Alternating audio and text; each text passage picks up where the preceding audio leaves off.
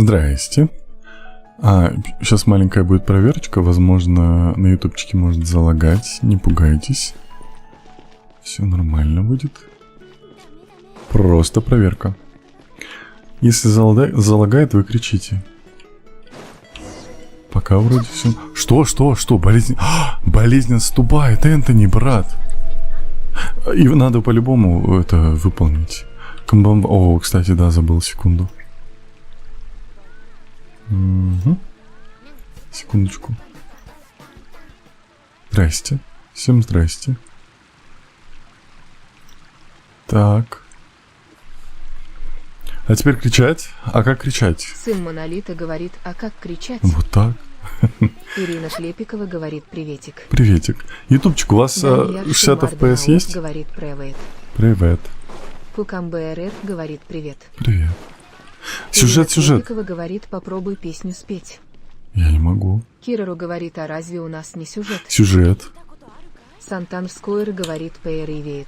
Привет. Сын Монолита говорит Face Whisters of Joy. Так. Вроде все нормально. Нойзи Факс говорит вроде есть. Дани Что есть? Марденауф говорит пх. Лагает? У меня по этим, по показателям все норм. Я писать больше не буду. Сантан Скойер говорит, как дела? Все нормально. Как твои? Проверка Мьёф-Яофь. Мьёф, что? Кисел подчеркивание 1234 говорит приветики Тенри. Извини, что опоздал. Чет в ТТ засиделся. Не опоздал, стрим только что начался. Это не нейронная сеть, это... Говорит, а разве у нас не сюжет? Да, сюжет. КукамБРР говорит. Мы проверяем. Короче, ютубчик пока норм. Сын Монолита говорит Face Whisters of Joy. Смотрите, я вас выключу. КукамБРР говорит проверка Мьёф-Яофь. Мьёф-Яофь. Пими говорит привет. Привет. Кирару говорит Кайрару. Все. Я писать больше не буду. Так вот. Нойзи Факс говорит, вроде есть 60 FPS. Теперь смогу Кирару видеть с ТикТока норм. Сантан Скойер говорит мягкий знак. Я тебя забаню. Твердый знак. Секунду, у меня тут какой-то косячок. Маи говорит привет. Привет. Вижу, в чем косяк. Понял, принял. Секунду. Вот.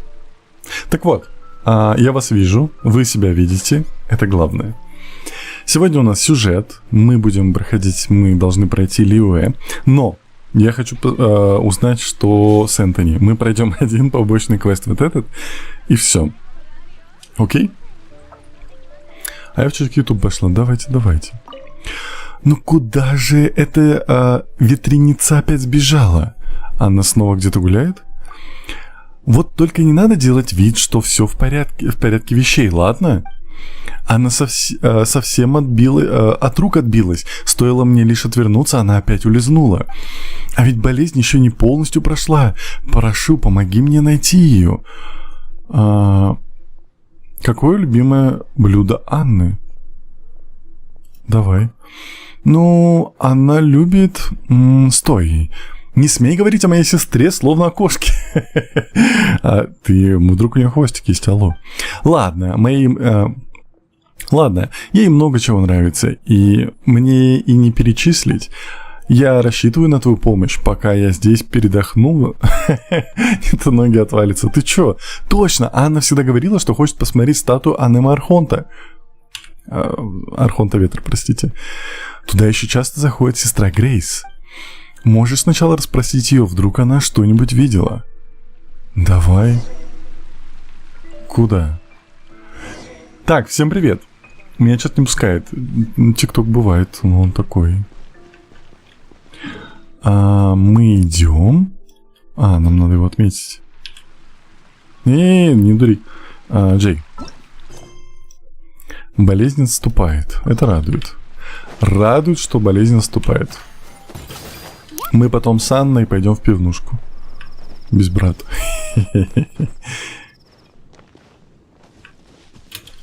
Так. Как забулить? В смысле кого? происходит опять? Может делать эти телеки просто около собирать или делать квесты с нового сюжета? Не-не, здесь же история.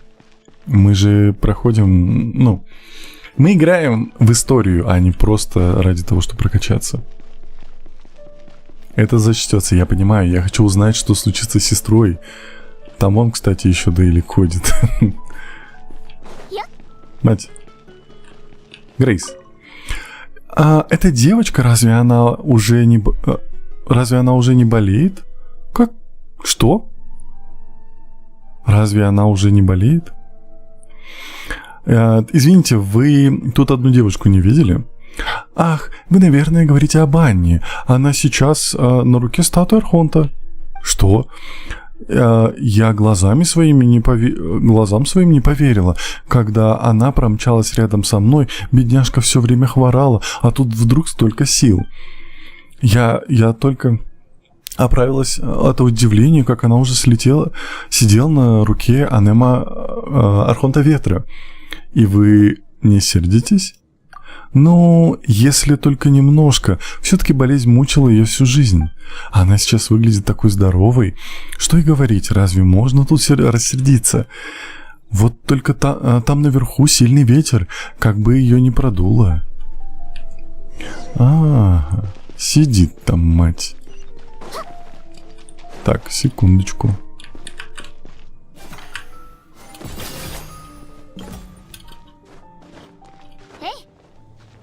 Ой, в подмыху залез. Пустите.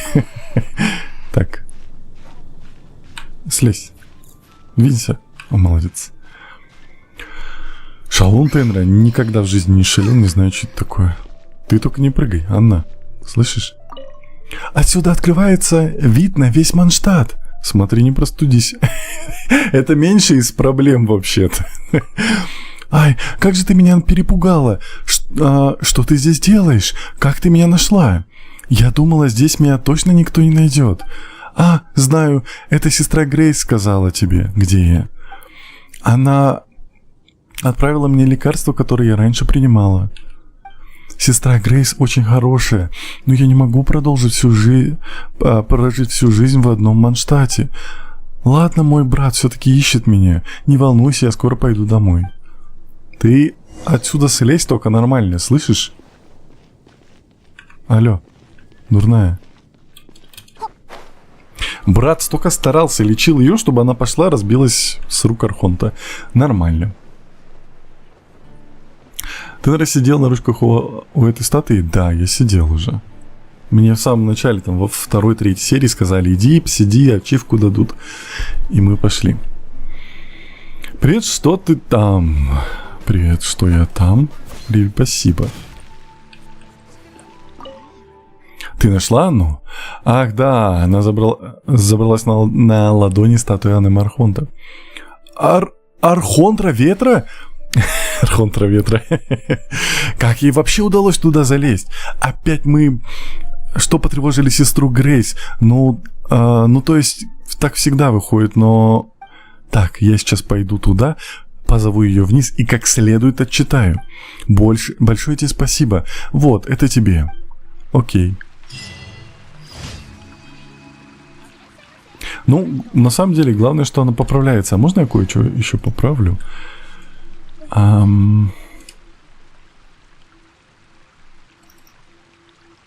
Что-то я не понял.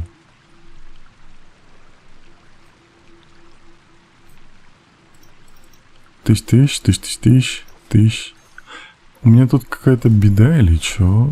Аудио, спич. Рингоку. Короче, ладно, я буду с этим потом разбираться. Так вот. Кстати, люди, у кого есть Кик, платформа стриминговая типа Твича, если у кого-то есть, зайдите, посмотрите. Лантенера, мне тоже надо в Геншин зайти, ежедневки, удачи тебе на стриме. Спасибо большое, милашка. Все, мы идем по основному сюжету. Мы идем вот сюда. Погнали.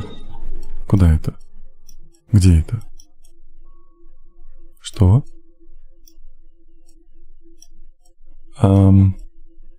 Не понял. Джей?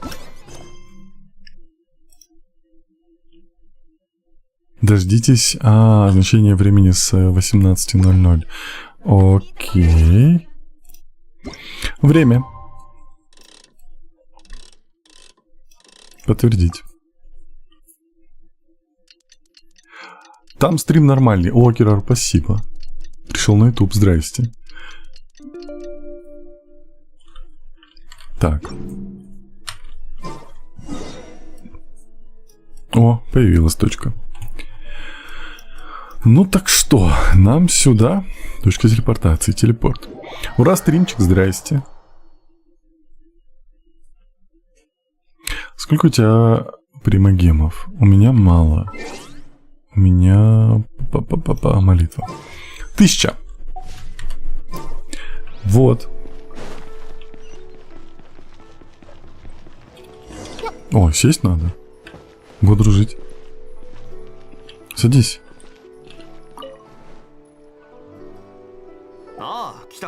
Честно говоря, он вообще не скупится на деньги, в отличие от вас. Слышишь ты, собака? Этот ресторан очень отличается от масштабных забегаловок. Ведь тут вам никто не подаст яблочный сок. Это плохо. Значит, в этот раз я могу заказать вино? Я уже заказал для вас клёцки в рисовом вине. Думаю, это стоило ожидать. Если дорогие гости не возражают, я хочу рассказать вам историю нефритового дворца Нингуан. Ничего себе! Здесь даже истории можно послушать. Какое замечательное место! У этого места очень высокая репутация. И не только из-за дорогого алкоголя, но также благодаря его приятной атмосфере. Говоря об атмосфере, я не имею в виду то значение, которое ей придает путеводитель по Тейвату в разделе «Развлечения». Как уже знают наши глубоко уважаемые гости, в небесах над нашей любимой гаванью парит дворец, окутанный туманом. Да, я видел его. Это дворец, резиденция Нингуан, воли небес Цисин. Вам известно это имя, не так ли? И вам известно, что ничего из происходящего в городе не ускользает от ее взора. Если вы встанете на балконах нефритового дворца в ясную погоду и отпустите свой взор, то сможете насладиться великолепным видом на нашу славную торговую столицу. О, здрасте. Ух ты. Говорят, когда Нингуан обдумывает важные дела, она уединяется в нефритовом дворце. Ни у кого к ней нет доступа, кроме 3 винных помощниц. Зачем ей нужны помощницы?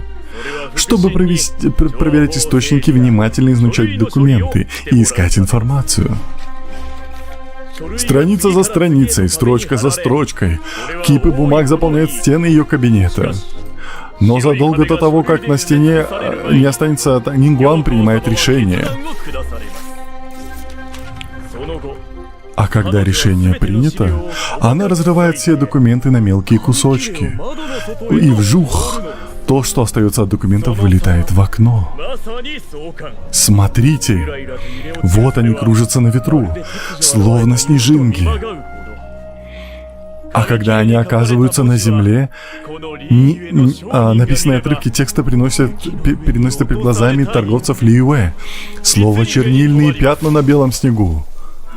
Один поэт сказал: «Самое редкое сокровище — это не слова на бумажном снегу. И горы, и реки, и весь народ в трепете».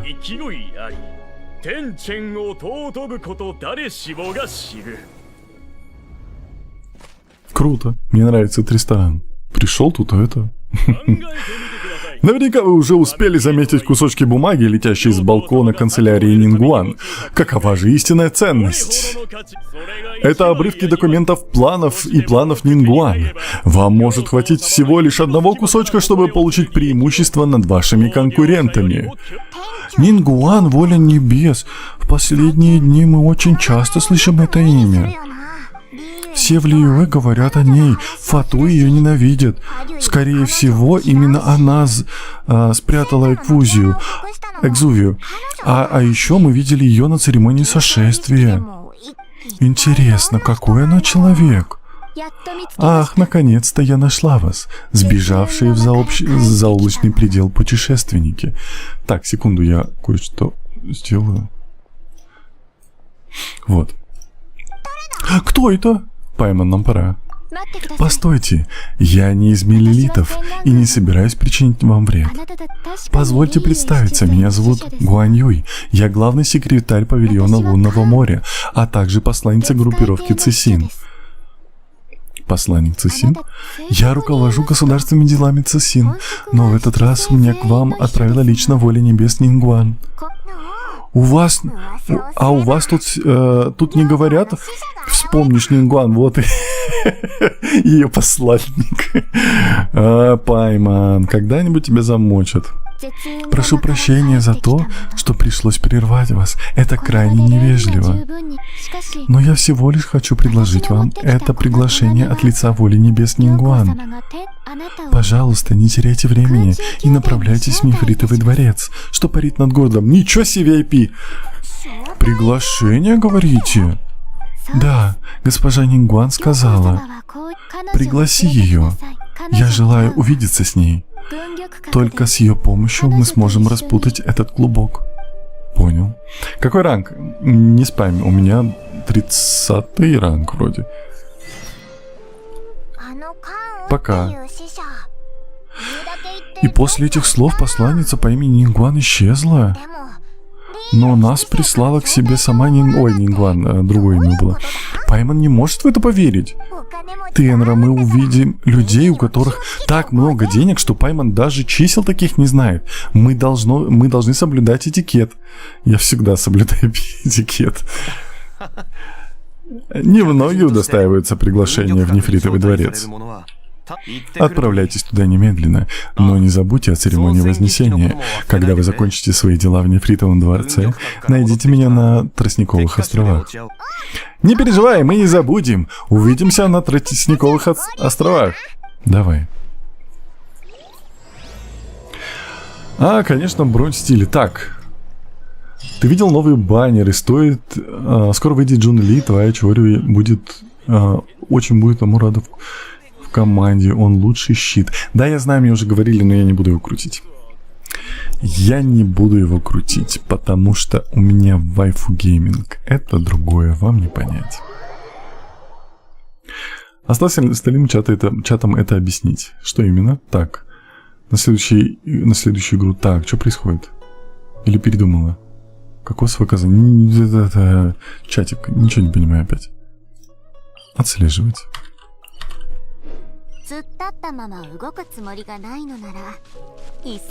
Не понял. Стоп, секунду, я на всякий случай проверю. Парящий дворец, нет, все правильно. А почему у меня тут какое-то задание департамент?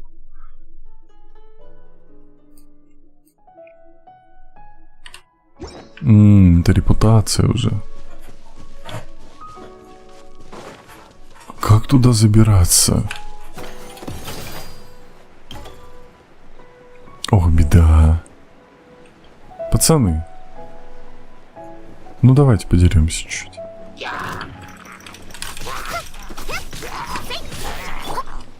А что происходит?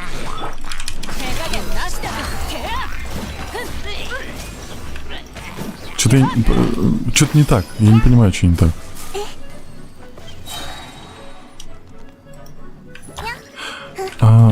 Давай. Пиу. Вылазь. Пиу. О, это будет долго.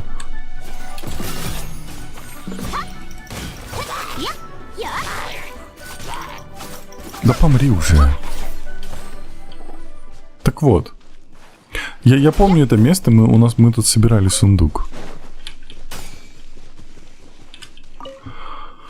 Ой, как мне наверх туда забраться-то теперь? По корням? Давайте по корням.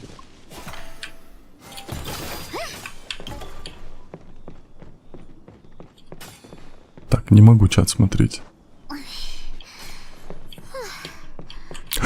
Не падай, не падай. Не паникуй меня, мать. Да, там вон даже призрака мы поймали.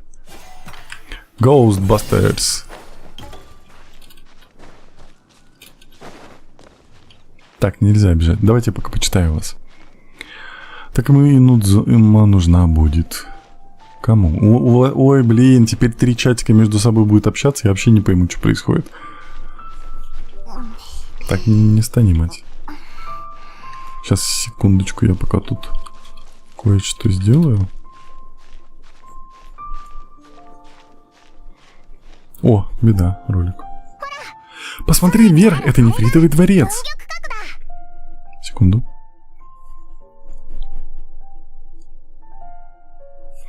Так вот. Так высоко. Как же мы туда попадем? А? Да, Пайман должно быть твоим проводником, но Пайман не знает, как попасть в нефритовый дворец. Так, ты только сейчас об этом задумалась. Нам стоило узнать об этом у Гуани Ю, посланницы Нингуан. Если мы хотим попасть в нефритовый дворец, то нам стоит двигаться в его сторону. Ты... Должен же быть какой-то способ туда забраться. Давай хорошенько осмотримся. Спасибо за подарочек. Сабин, привет, спасибо. Ну, давай. Спасибо. Где мой Буб? Алло. Буб тебе, оло. Ветерок. Кручу-верчу. Ага. Смотри, там какая-то механическая штука. Мы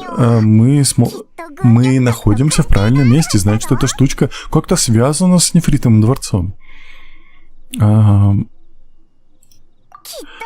точно! Такая милота. Так, где мы Анема? Так, стоп. Л. Сейчас все будет. Сколько тебе лет? Мне 31. Так, Нахида. Я тебя поменяю на нее, потому что она тоже классная. Так. Пиу. Полетели. Там сундук. Тихо. Он сам лететь хотел. Так, в чате материться нельзя. Можно долететь только до сюда. Если бы поток ветра был бы сильнее, мы бы сразу бы забрались на самый верх. Давай вернемся в Лиюэ и узнаем у миллилитов. Что? Зачем? Способ подняться не должен быть тайным. Иначе... я поняла. Если бы путь наверх держали в секрете, то Гуань Юй не предложил бы нам отыскать его самостоятельно, верно? Ладно, давай придерживаться твоего плана. Подожди, что там внизу? Мы уже рядом с баллистой Гуйджун. У Пайман есть план. Почему бы нам не запульнуть тебя из баллисты, Кванши, прямо в нефритовый дворец? Нет, спасибо, мне и жить хочется. За что ты меня так не любишь? Ой, я просто не подумала о мерах безопасности. Глупенькая. Спасибо, Тис. Хотя у баллисты есть прицел. Действительно! Давай поищем путь в нефритовый дворец с помощью прицела баллисты. Давай. Так, богатый сундук. Я подобрал богатый сундук, где мы они мне сразу поместились в рюкзак. И что, мне теперь обратно на баллисту? Ну, полетели. Там большой дядька есть, которого я не бил. Но мы играем сегодня по сюжету. Я его трогать не буду. Вот. Пайман такая умная, надо ее запульнуть, посмотреть, как далеко пролетит. Засранка. Ой, он какой-то... Давайте убьем. Он какой-то навороченный. Если он меня сейчас, конечно, не воткнет.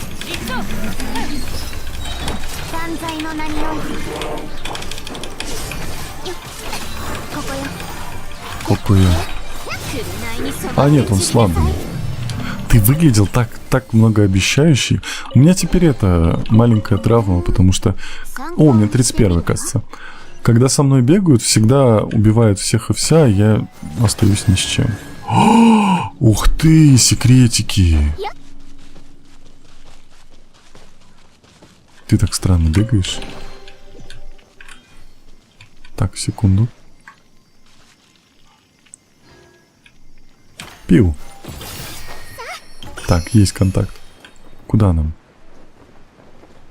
Вон туда. Вон она, баллиста. Так. Добрый вечер. Вы на Азии? Нет, я на Европе. Всем приветики, здрасте.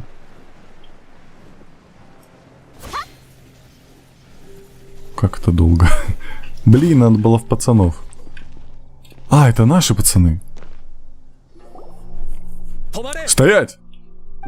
Кто дерзнул войти в эти заповедные земли? Где вы были раньше, когда я здесь бандитов убивал? Слышишь, ты, засранец? Заповедные земли, это ты просто путешествие в район... Так, нет, окей, мы проходили мимо. Вот именно! Что это ты такое говоришь? У нас есть официальное приглашение. Как ты смеешь так с нами обращаться? Постой, может быть... Это все часть плана Нингуан? Ее приглашение — это западня. Миллилиты нас арестуют. Так, мы еще не рассказали о приглашении. Не похоже. Пайман в ярости. Эй, ты! Что за штука у тебя такая? Бесстыдник! Что? Мы просто стоим на страже. Почему бесстыдники? Чепуха, немедленно задержите нарушителей. Они нападают! Бей их всех разом! Слышишь ты, кого разом? Мне опять драться, а ты ничего не будешь делать. Вот мелочь пузатая. Поехали. Попытка номер 2. С чем попытка? О чем речь? А я нормально, что я убиваю невидных чуваков? Это нормально? Ты не против? О, еще! У вас такой противники.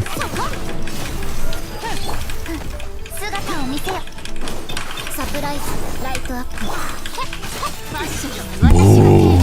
Красота! Тихо, не падай, мать! Если они падают, они заново появляются наверху или они умрут?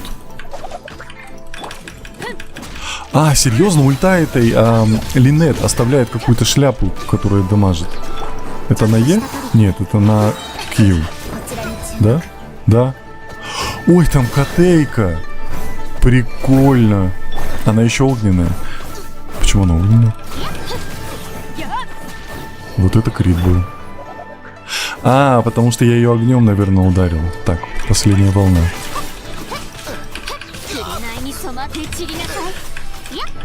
Так, тихо. Бум. Приветик, всем приветик. Приветики, приветики. Извините, не могу всех видеть. Не могу всех читать, у меня тут замесы. Меня тут обижают все, кому не лень. Так, иди сюда. Здрасте, дядя с классным голосом. Здрасте. Спасибо за подписку. Стоять, что происходит? Госпожа Кэцин, эта странная парочка появилась словно из ниоткуда. Кажется, они строят планы на баллисту Гуанчжуй. Ты кого назвал странными? Так, мы просто хотим попасть в нефритовый дворец. Нефритовый дворец? Кто вы такие? У нас есть приглашение, мы ищем Цисин. А ты кто? Я член Цисин. Меня зовут Кэцин. Нефритовое равновесие группировки Цисин. Мне известно о тебе, путешественница. Вы гости Нингуан? Не ожидала встретить вас в горах? Ого! Пайман не ожидала встретить столь крупную шишку в такой глуши.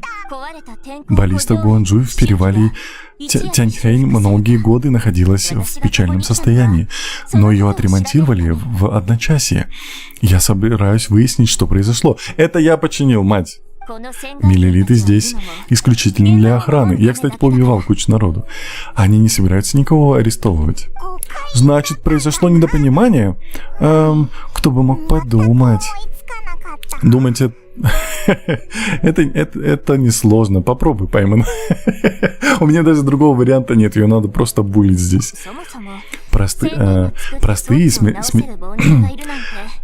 Смертельные смертные не смогли бы починить механизм адептов. Это не под силу даже Цесин. Я, классная, стильная, модная, молодежная, починила вам все. Хе-хе, это же... Так, Паймон, не стоит об этом. А? Ладно, госпожа Нефритовое равновесие. Знаете ли вы, зачем госпожа Воля Небес пригласила нас в Нефритовый дворец? Спасибо за подписку. Зовите меня Кэцин. Я бы сказала, что Нингуан хочет попросить героя Манштата занять более нейтральную позицию. По крайней мере, не принимать целиком сторону адептов. Мы не занимаем стороны. Мы поговорили с адептами, они тоже хотят защищать Лиюэ. Под защитой подразумевается их ханжеское высокомерие. А? Вы простые смертные, поэтому Спасибо за подписку. Поэтому находитесь под покровительством адептов. Но, по их мнению, вам не хватало бы сил, чтобы убить божество. Не хватило бы. Они же решили, что Нингуан приказала закрыть город и допросить всех свидетелей, только для отвода глаз. Адепты думают, что их поиск убийцы всего лишь прикрытие. Если вкратце, они нас недооценивают. Так и в твоих словах есть смысл.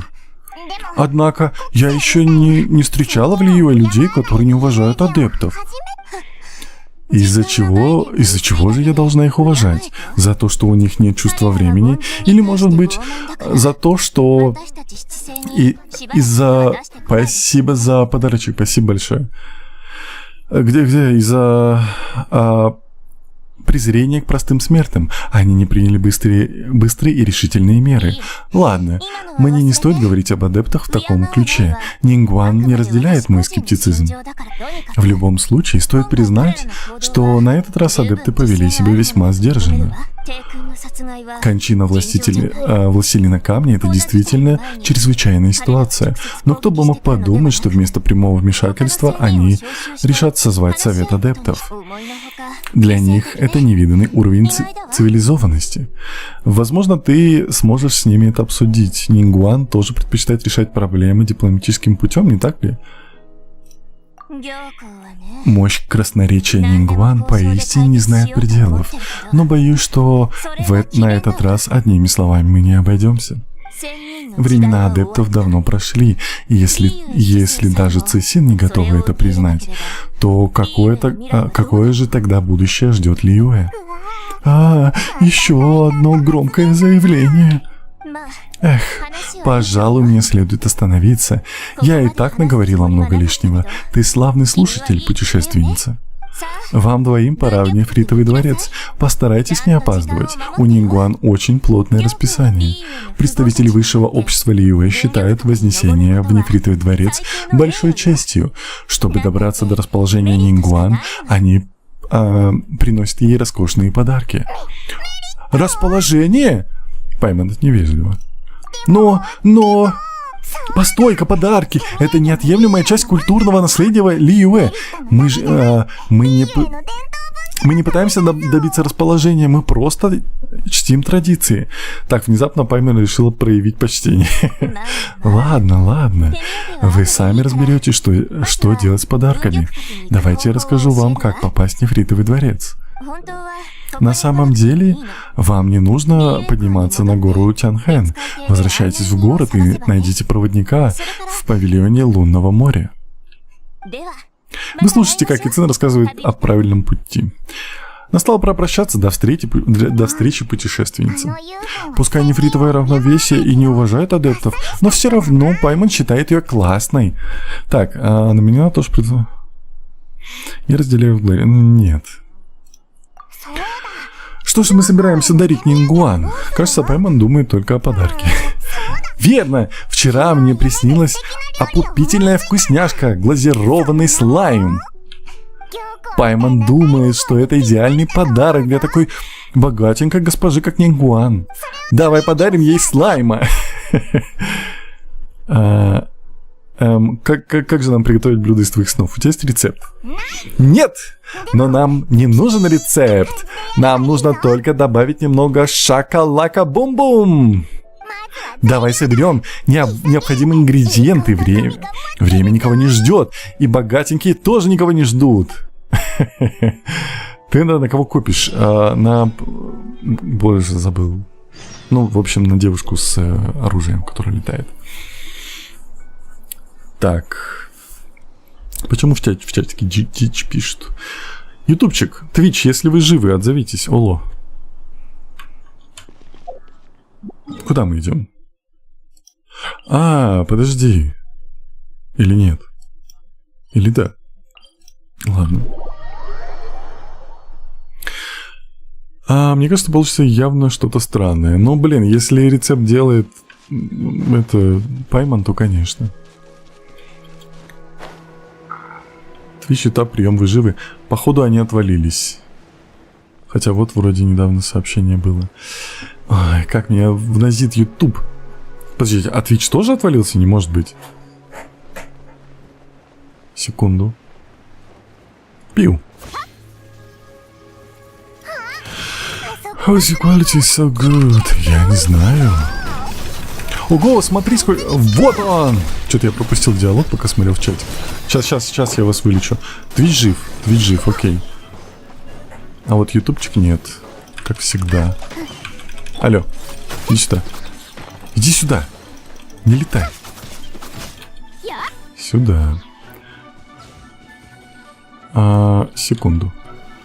Почему у меня хп нету? Кто меня бьет?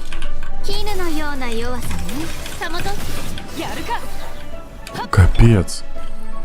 Би. Би. Надо покормиться. Использовать. Я не понимаю, вот это нельзя есть, да? Оно классное, типа.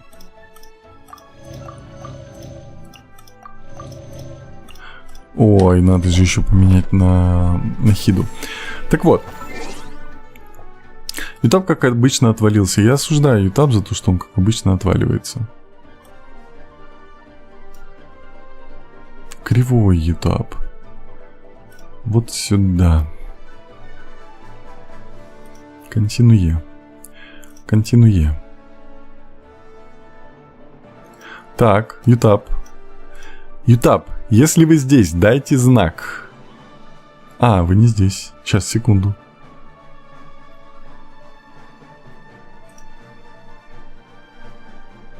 Так, секунду.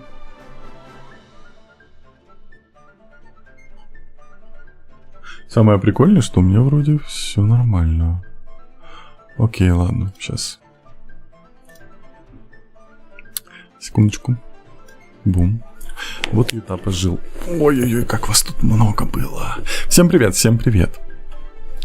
Ютаб вроде бы как жив. Жив, конечно. Теперь жив.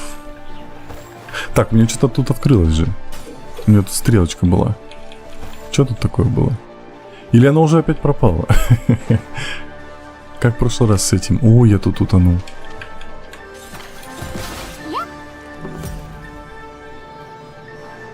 Найдите нужные ингредиенты для Пайман. А Пайман будет готовить? Серьезно? Дал знак. Мне кажется, или пахнет чем-то сладеньким. Ты это слышала? Кто-то зовет на помощь. Звук доносится со стороны вон тех руин. О, похитители сокровищ заперли кого-то внутри. Ну давайте воткнем их. Ибо нефиг. Пацаны. А вы почему эхом разговариваете?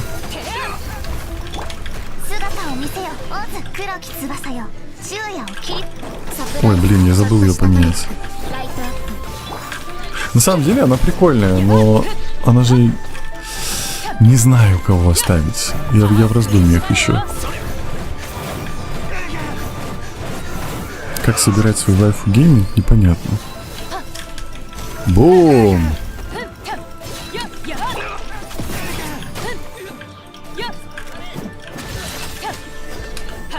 Так, ты жив там, что ли? Нет. Так, собираем вкусняхи. Алло. Активировать. Ключ. Мэндань. А Мэн не твоя сестра, Мэндань?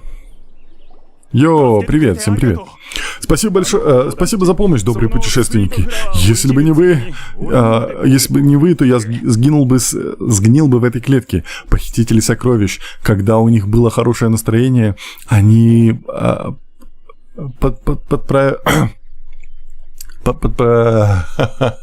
подправляли цветки-сахарки в горшочках, а когда плохое, подправляли мне лицо. Не стоит благодарности. Я понял, не переживайте, я вознагражу вас. Это лишнее. Не говорите так. Без вашей помощи я бы не сбежал. Меня зовут Мэндэнь. Я поставщик ювелирного дома Минсин и частенько ищу в горах разные древности. Я не думал, что эти руины заинтересуют похитителей сокровища. Тут они меня и поймали. Но вы... чего же вы пожелаете? Антиквариат, сокровища, разные штучки? Конечно, если вас интересует мое предложение. Я сделал это не ради награды. Постой-ка! На самом деле нам кое-что нужно. Да? И что же вам нужно? У тебя есть подарочная коробка. Нам нужна красивая упаковка для вкусняшек. Конечно, есть. Разве можно продавать ювелирные украшения без подарочных упаковок? У ювелирного дома Минсин лучшие упаковки в 7 королевствах. Я скажу, я сразу же поговорю с боссом, обратитесь к ней, когда вам понадобится подарочная коробка. Славненько! Теперь у глазированного слайма будет миленькая коробочка. Понял.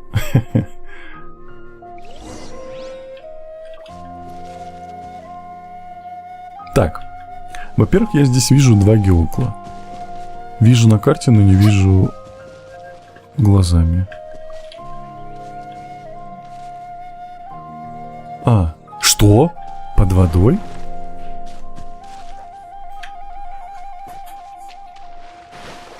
А я не умею. Или это отражение? Стоп. В небе я вроде ничего не видел. Но в небе же ничего нету. Опять все? Вон там тоже под водой.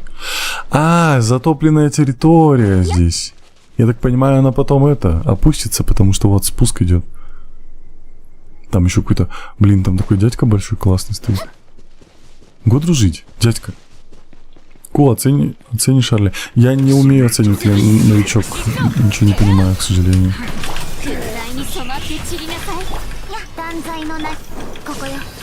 Кокойо.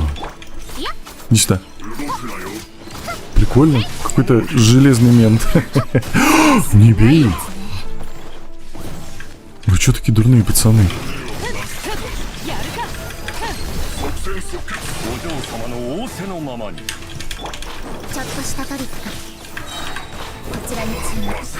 А почему это без... у нее ульта без анимации, у Линет? Нечестно же. Все, остановись, успокойся. Все, этап живой, да. Прикольный. Привет, снова я вернулся, здрасте. Что мы делали? У нас геоклы. Ну, я так понимаю, я сюда еще вернусь. Поэтому мы пойдем по квесту. Раздал пундики большим дядькам. Ну? А чё они такие большие? 4 без анимации, 5 с анимацией. Вот оно как. Блин, тут столько квестов. Не скоро мы отсюда уйдем. О, здрасте, мать. Синцы. Приветики! Парень по имени Мэндай сказал, что у тебя в магазине есть красивенькие коробочки. Дядюшка Мэндай рассказал, как вы его спасли. Спасибо вам. Многие из лучших товаров, найденные для нашего магазина, именно дядюшкой Мэном. Если бы с ним что-то случилось, то нам бы пришлось бы закрывать магазин. Сама эта коробка антиквариат, ей как минимум 140 лет. Я уже подготовила ее. Подходит ли она для ваших целей? О, да, идеально подходит. Секундочку. А можно мы возьмем еще одну штучку? Конечно, не стесняйтесь, чувствуйте себя как дома. Эй, Тенра, смотри, какая замечательная керамическая ваза. Аппетиты поумерь. Уверена, что в антикварной посуде у нас получится приготовить вкуснейшие вкусняшки. Единственный неповторимый глазированный слайм готов. Теперь аккуратненько перекладываем его в коробочку и посыпаем сахарной пудрой. Можно будет декорировать блюдо свежесорванными цветами. Отлично, красота! Прикольно. Почему-то я испытываю чувство вины. Замечательно, подарок готов и упакован. Отправляемся в нефритовый дворец. Ну давай. Сейчас хопана, она сладкая не ест. И Пайман такая: ой, а я сама все съем. Так, не то, не то. Так вот. Опа, Твич, здравствуйте. Неправда. Бибра 4, а анимация ульты есть. Я не знаю. Мне говорят, я озвучиваю. Пайман губу чуть закатай. Вот и я о том же. Пайман вообще офигела. Привет, Энра, привет. Спасибо за подарочек. Я одна обожаю Пайман. Я тоже Пайман люблю, она прикольная, но она засранка. Спасибо за подписку. Куда мы... Так, что мы делаем? Найдите проводника в нефритовый дворец. Сейчас найдем. Привет, ТикТок. Пишет временет. Куда я бегу? Подождите. Не то.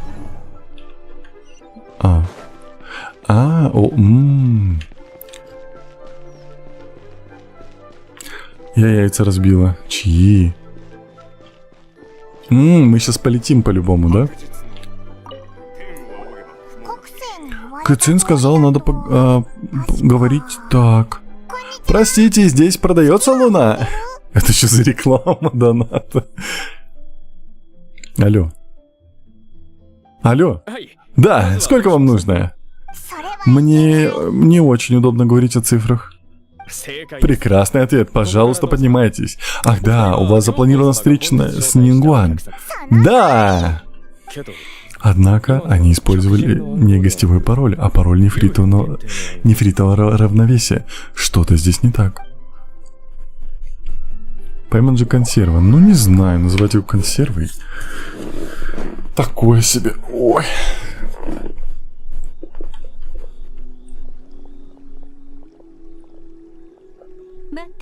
Я ожидала тебя, пришедшая из-за облачного предела. Нингуан!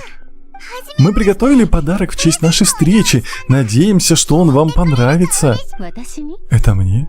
Благодарю. Не стоило утруждать себя. Для нас это не составило ни малейшего труда. Так, нефритовый дворец очень красивый. Я впервые поднимаюсь так высоко. Красивый. Я рада, что тебе здесь нравится. Дворец парит в облаках над горными вершинами. Весь город виден как на ладони.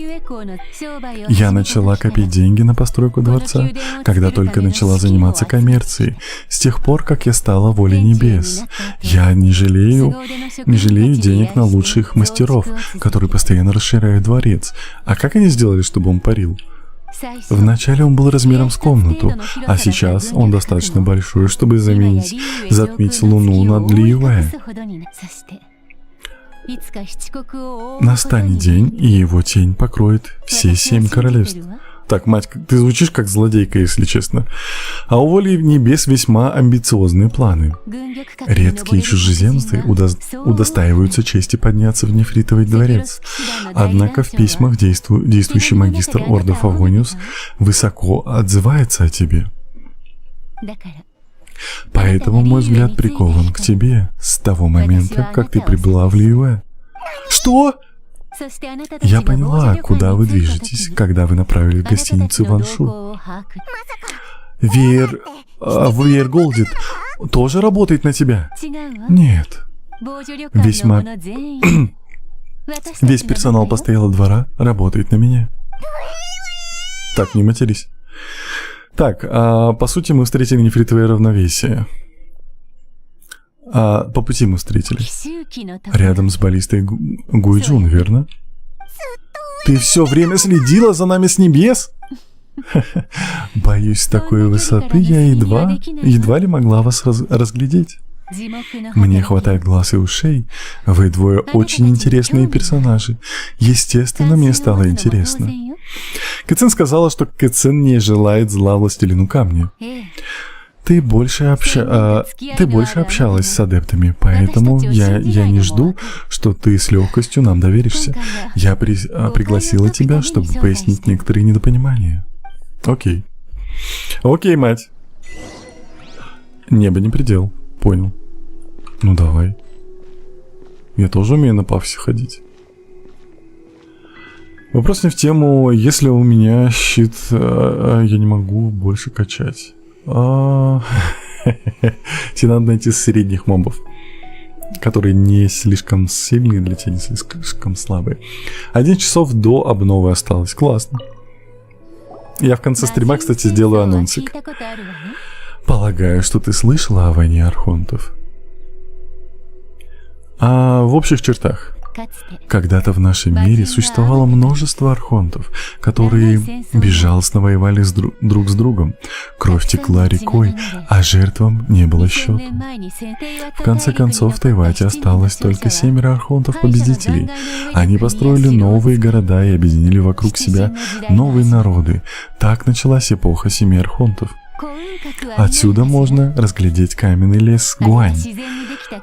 Он возник неестественным путем. Это гигантские каменные копья, которые метал властелин камня. Под теми копьями покоятся божества, которые не смогли завоевать титул архонта. Боги смертные, и за 2 тысячелетия состав смертных архонтов изменился не один раз. Кончина властелина камня — невообразимое потрясение для Лилюэ. Но этого недостаточно, чтобы прекратить проявление 7 архонтов. Рано или поздно появится новый геархонт. Но как мы можем забыть о властелине камня? Настанет время, когда отношения между жителями Лиюэ, адептами и архонтами изменятся. Даже в новой эпохе Цисин по-прежнему подчиняется властелину камня. Неужели ты думаешь, что мы бы осмелились пойти против него? Зачем же вы спрятали Экзувию? Это произошло так неожиданно. На террасе Юйцин, когда как ты видела, я была совершенно не готова к такому повороту событий. Наши враги уже давно затаились в гавани. Если мы не будем действовать решительно, то они получат огромное преимущество. Сокрытие Экзувии было необходимой мерой, чтобы выиграть немного времени, пока наши враги находятся в растерянности. О каких врагах ты говоришь?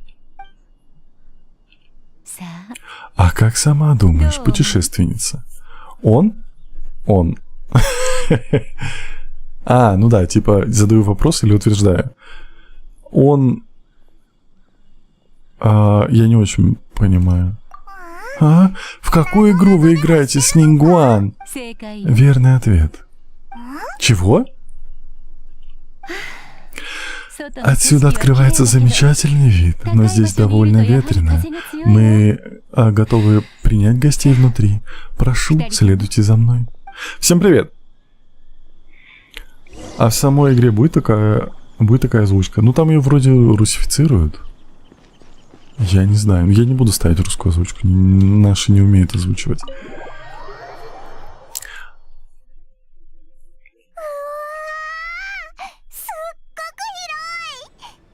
Ого, какой огромный зал! Пайма никогда раньше не бывал в таких роскошных местах. Ну да, красиво. Такая музыка приятная. Надо по-любому, здесь по-любому есть книги, да? Книги? Нету книг. Девчонки, есть книги? А если найду?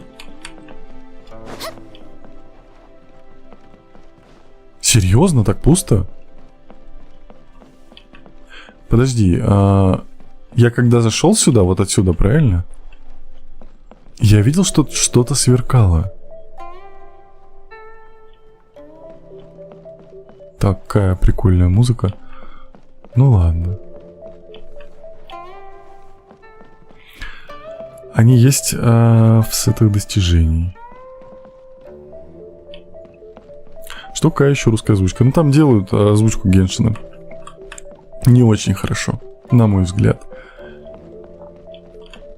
Что? Мать. Фарфоровые драгоценности. Фарфоровая ваза бледно-зеленого цвета с узким горлышком. Безупречно гладкая глянцевая поверхность говорит о высочайшем качестве изделия. Судя по всему, ее изготовили в необычной печи. Слабый мерцающий перламутровый блеск вазы намекает на ее древность. На основании вазы широкой кистью выведены следующие слова. От флота Южного Креста. Понял. Старинный блокнот. Так, заказанный третьего дня томом традиции Лиюэ. Встреча Бога. Успешно доставлен в Нефритовый дворец. Покорно прошу госпожу Нингуан принять. Спасибо за подарочек, Флай. Привет. Всем привет. Так, предложение первое, слово шестая, буква первая.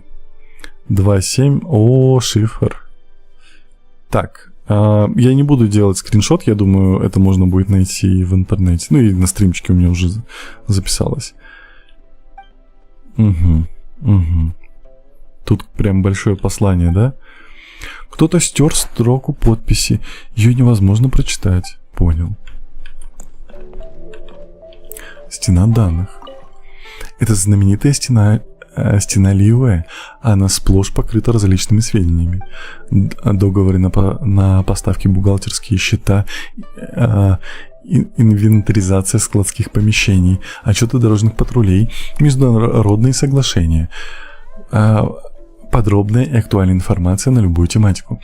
Спасибо за подарочек. Только терпеливый и внимательный ум способен извлечь что-то полезное из этого массива информации. Понял. Россыпь жемчуга. А, это книга. Так, стена данных. Что-то еще же было. Вот.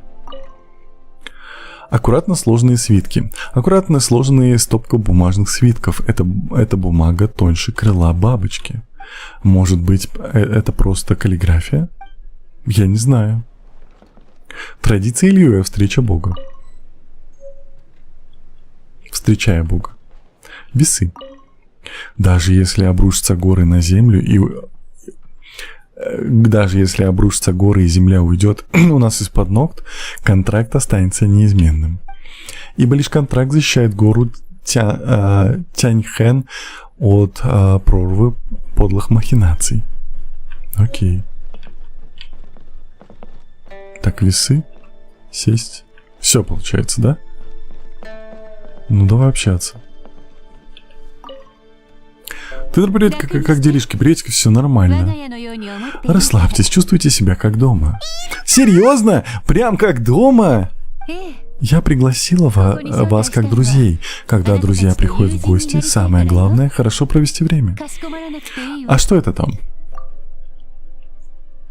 Ого, это же легендарная стена, да? А вы неплохо осведомлены. Даже сказители слагают, а не истории. Все хотят кусочек бумаги с этой доски.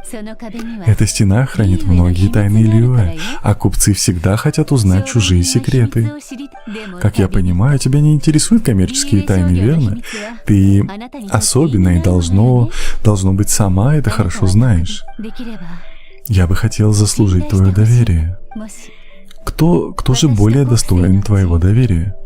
Кто же более достоин твоего доверия, Кцин или я? Выбор между верой в богов и неверием. Мне близок скептицизм Кцин. Но реально, она тут как божество. Я ей пока не доверяю, потому что она очень расплывчато говорит и очень много скрывает. И у нее слишком много информации. Поэтому мне ближе Кэцин. Кэцин. Ты выбираешь Кэцин? Я так и думала. Изначально я думала, что она слишком категорично смотрит на вещи. Мне часто приходится решать проблемы, которые она создает. Но однажды она сказала, времена адептов давно прошли. Если даже Цисин не готова это принять, то каково же тогда будущее ждет Лиюэ? Эти слова развеяли многие мои сомнения. Не стану отрицать, что все выглядит так, как будто смерть Властелина Камня нам на руку. Но ради благополучия Лиюэ мы не можем позволить слухам о захвате власти запятнать нашу репутацию. Стоит полагать, Фатуи приложили руку к распространению этих слухов. Действительно, ты умеешь читать между строк. Я приказала оцепить территорию и спрятать экзувию, чтобы стабилизировать ситуацию. Я не могла допустить повторения Манштадтского инцидента. После кончины Властелина Камня деятельность Фатуи в регионе вышла далеко за рамки простой дипломатической миссии. Как воля небес Цисин, я не могу лишь заботиться о приличиях. Что? О приличиях, подвергая опасности жителей Лиюэ. Мы позволили провести церемонию Вознесения, чтобы выиграть немного времени и восстановить контроль над администрацией города. Именно так и говорил Джун Ли. Цисин разрешили провести церемонию Вознесения, чтобы использовать нас в своих целях. Точно! Говоря о целях, можно я еще кое-что спрошу? Конечно. Я слышала, что те, кто приносит в дары нефритовый дворец, всегда получают что-то взамен. Касается ли это и нас? Пайман, сейчас не самый подходящий момент. Ты вообще не в теме. Ничего страшного, я ценю прямоту. Мы доставили вам немного хлопот, не так ли? Как насчет... Я разрешу вам выбрать здесь любой предмет и забрать его с собой. Да, Пайман ждала, что ты это скажешь. Я хочу... кусочек бумаги с той стены. Что? Не смотри на меня так. Даже крохотный кусочек бумаги с той стены стоит целое состояние. Ты только представь, как много моры мы сможем за него выручить. Вот глупенькая. Как делишки? Все нормально, как ваш? Хватай его, хватай! Серьезно? А? Да тут же выбирать не придется. Самый большой лист бумаги висит на самом видном месте. Давай его и заберем. Мне кажется, это развод для нас. Просто для дурачков. Ла-ла-ла. Давай посмотрим, что здесь написано. А? Какое-то место здесь отмечено здесь кружочком. А вдруг это сокровище? Мы разбогатеем. Давай посмотрим, что здесь написано. Ага, печать, согласие, Фатуи, исследование, подделка. Что? Похоже, что это все-таки не сокровище. Здесь сказано, что шпионы Цисин обнаружили секретное исследование Фатуи, касающееся печати согласия. Нингуан сказала, что Фатуи проворачивают в Лиюэ свои грязные делишки, распространяют подлые слухи, жаждут заполучить останки Архонта и тому подобное. Но зачем им могла понадобиться печать согласия? Что они замышляют? Тенра, у тебя есть особая связь с печатью согласия? Нам предстоит выяснить природу этой связи. Все это выглядит слишком подозрительно. Нингуан слово специально направляет нас туда. Абсолютно верно. Она по-любому подстроила это. Я готов перейти на русскую озвучку, если Пайман будет озвучивать. Это такое себе. Ты правда так думаешь? Так мы не пойдем, что ли? Так, нет, у меня есть идея получше. Ты хочешь сказать, что мы не можем полностью доверять Нингуан и должны относиться к ее словам с подозрением? Пайман не может понять. Нингуан не сделала ничего нам плохого. Да она все подставила, она специально... Она развела тебя, просто потому что прочитала тебя как книгу. Алло, мать. Надеюсь, что у тебя есть план. перед тем, как искать Джун Ли на Тростниковых островах, давай сходим в указанное на этой бумаге место и проверим, правда ли Фатуи затевает какую-нибудь гадость. Я готова перейти на русскую озвучку, если она будет от Тенры и Гасика. Что за тандем? Так, что-нибудь еще есть? Что-нибудь? Что-нибудь вкусненькое, интересненькое. Вы тоже тут трупы прячете? У вас тоже есть тайная комната, мать? Есть тайная комната? Рассказывай. По-любому есть. Как в винокурне. Там есть главная вот эта вот уборщица, горничная, у которой есть тайная комната и которая мочит людей. Байши, секретарь нефритового дворца. Ах, шарф из пурпурной Что? Парчи? Парчи сочетается с прекрасным платьем из тонкой, как крылья цикады тканей. Идеально. Продолжай, я не буду тебя отвлекать. А, это я сказал. Какой бы парфюм выбрать? Ой, мать, ты нарываешься. Ты не знаешь, на что ты нарываешься. Вообще не знаешь.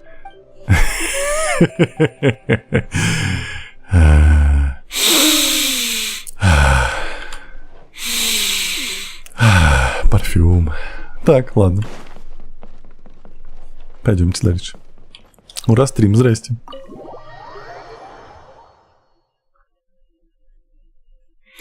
Я хочу обед Нингуан, Пайман. Что? Ну, сейчас-то Тенра никакого квеста точно нет. У меня остаточное, простите, это посттравматический синдром. Поэтому это уже в привычку вошло. Я не виноват. Нюхательная традиция продолжается. Это твой выбор был нюхать ее. Это остаток от квеста. У меня травма детская. Теперь все, беда.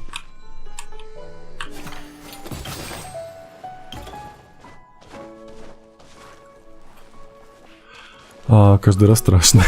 Что тебе страшно? Автор, вы новичок в Геншине или это новый аккаунт? Я новичок. Разбираюсь в Геншине вместе с вами. Такая беда тут происходит, вообще непонятная. Ходим, нюхаем женщины, все. Весь геймплей. Так. Блин, сундук. Ладно, я не буду тратить время на сундук. Я потом все соберу. Мы договорились, что я сегодня иду по сюжету. Что я не распыляюсь, что я прям хорошка. Здрасте. Буду дружить. А ты что залез туда? В указанном месте действительно оказались Фатуи. Они настроены весьма серьезно. Тут реально много. Осмотрите исследования. Ну давайте. Так, вот эти, да, все, я наконец-то разобрался, какие коробки можно ломать, какие нет. Привет, пацаны. Го дружить. Вы такие здоровые. Так, можно всех пригласить? Можно всех посмотреть? Алло, вот так вот. Бум! Тихо. Вот так, вот ее возьму.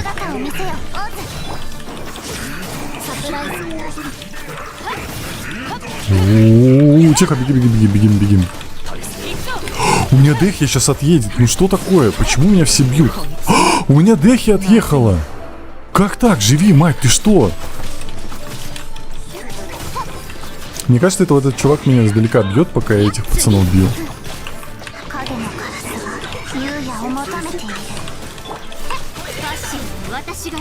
Бей, ломай. Как это больно, ё-моё. Куда? Так, понял. Не то. Би.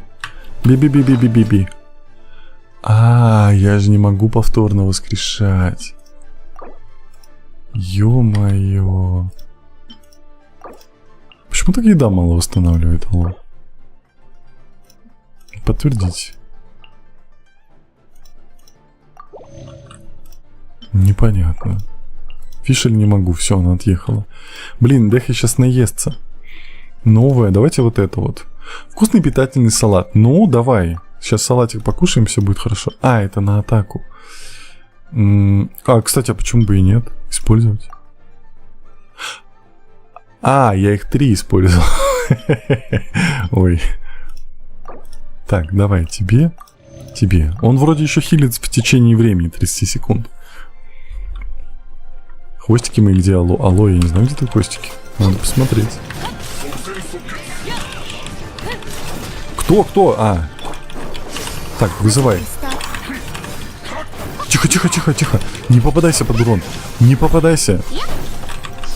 Да хорош. Я теперь буду вечно нажимать на нее. Просто по привычке уже.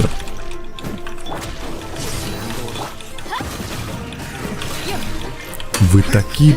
Я надеюсь, я не зря начал это вообще все это затеял. О, а ты что приуныл?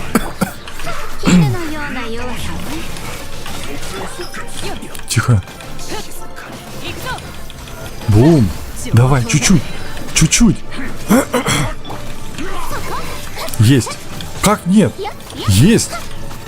Пожалуйста. Он не умирает. Вот, как приуныл.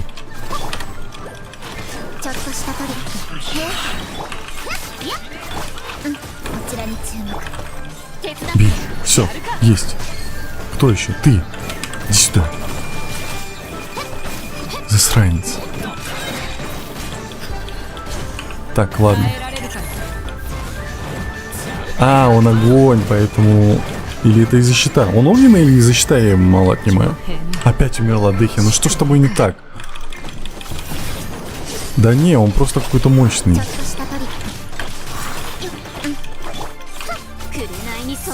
Алло, помри. Все, у меня персонажи слабые. Мне из-за того, что не прокачанный, как это понимать? Анема, ты Анема, давай. Кокойо. И чё?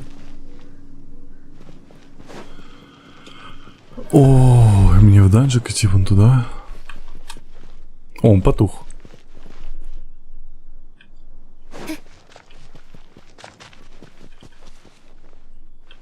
Осмотрите исследование Фатуи. Выше.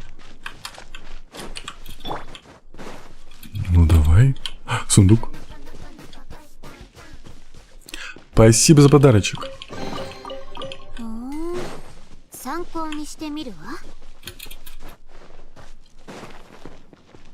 Выше? А, вот. Здесь так много талисманов, а еще есть стопка чистой бумаги. Интересно, для чего она нужна?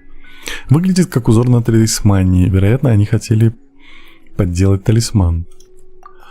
Паймон уже где-то видела этот узор. Вспомнила! Он похож на печать согласия, которую тебе дал Чайльд. А? А откуда у Чайльда могла появиться реликвия адепта? Это вызывает подозрения. Это необычная реликвия. Точно, Хранительница Небес говорила, что когда Властелин Камня создал печать согласия, ее использовали не просто как символ. Спасибо за подарочек, Санечка, привет. Подобные талисманы используют во время войны адептов, чтобы признавать божественные силы. Призывать.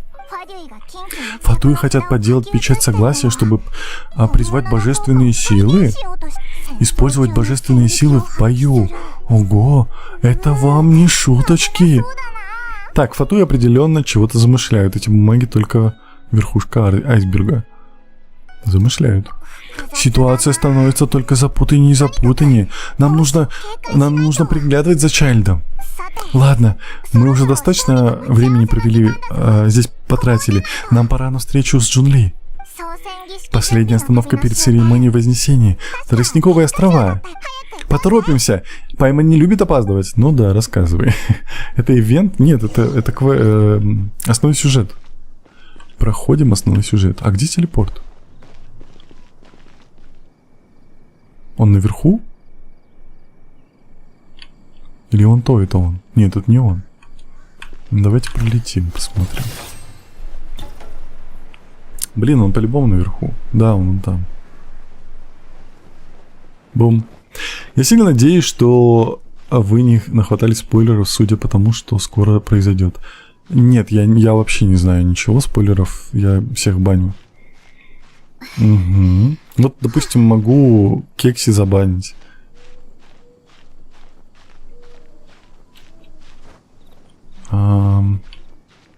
Так, я могу пока чат почитать. Я надеюсь, она не устанет. Правильно. За что? За глупости, которые ты пишешь. Так, отдыхай. Мне вниз надо? Ух ты. А, ну да. Тихо, куда ты бежишь? Бум. Так, мне надо всех кормить. Или нет, я сейчас открою, я могу телепортироваться на статую. И отхилиться. Так, не умри. Сюда. Вот. Мы сейчас, нам нужно вот сюда. А мы пойдем к адептам. К статуе.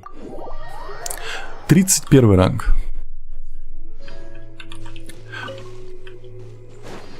Где? А, вот. Во-первых, поклониться. 23 штуки у нас.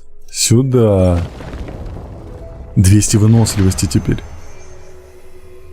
Я тут, он все про видеоучастки. Ютубчик опять отвалился, да? Что с этим ютубчиком делать? Какой противный. Сейчас, секунду. Благословение. А, они же автоматически. Так, секунду. Так, у тебя вроде уровень мира автоматически поднялся с повышением ранга. Серьезно? Разве там не надо квест проходить? Уровень мира 3, реально. Ё-моё, поэтому мне так тяжело убивать всех, да? Ютубчик молчит. А, вы молчите, бездельники, понял. Инна, привет, спасибо за подарочек. Будешь часку крутить? Да. Буду крутить часку. Ты можешь понизить его. Серьезно, а как? Я просто не знаю, это нужно делать. Вот. Уровень сложности мира, с которым сталкиваются искатели приключений в этом мире. Ваш уровень мира будет повышаться вместе с вашим рангом приключений, позволяя вам получить больше сокровищ в ходе приключений и от цветков артерий земли. Но и противники, с которыми вы столкнетесь, становятся сильнее. Уровень мира и ранг приключений. Достигните ранга приключения 20, 25, 30, 35 и так далее. Чтобы повысить уровень вашего мира на 1. Ранг приключений не может превышать 60, а максимальный уровень мира 9. Кроме того, для повышения уровня мира для ранга приключений 25, 35, 45, 50 и 58 требуется выполнить соответствующие задания. Подробности вы можете узнать в гильдии искателей приключений. После достижения максимального ранга приключений, весь предыдущий опыт приключений будет конвертироваться в мору. Спасибо за подписку. Смена уровня мира. После достижения уровня мира 3 вы сможете понизить свой уровень мира на 1. Понижение уровня мира понизит уровень цветов артерий земли и уровень ваших противников. Награды, получаемые за победу над ними, уменьшатся. Уровень мира нельзя повторно сменить в течение 24 часов. Независимо от того, хотите ли вы восстановить свой уровень мира или мира после снижения, или снизить после восстановления. Вы должны подождать 24 часа, прежде чем сможете это сделать. Ты же сильный, не понижай уровень. Окей. Раз Фокс сказал, значит все. Значит, беда. Ну вот, дядька, давай, дядька, го дружить. Вставай, проверим.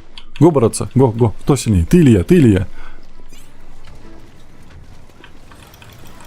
У вас промокоды будут. Что?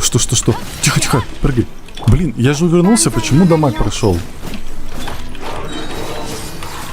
Не, ну типа вот таких я, конечно, выношу, тут проблем нету.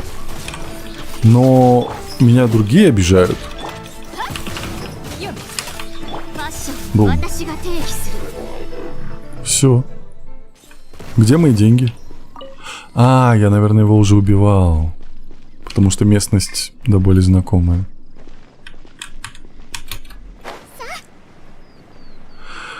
Ну и ладно, не больно-то и хотелось. Мне Эмбер выпало.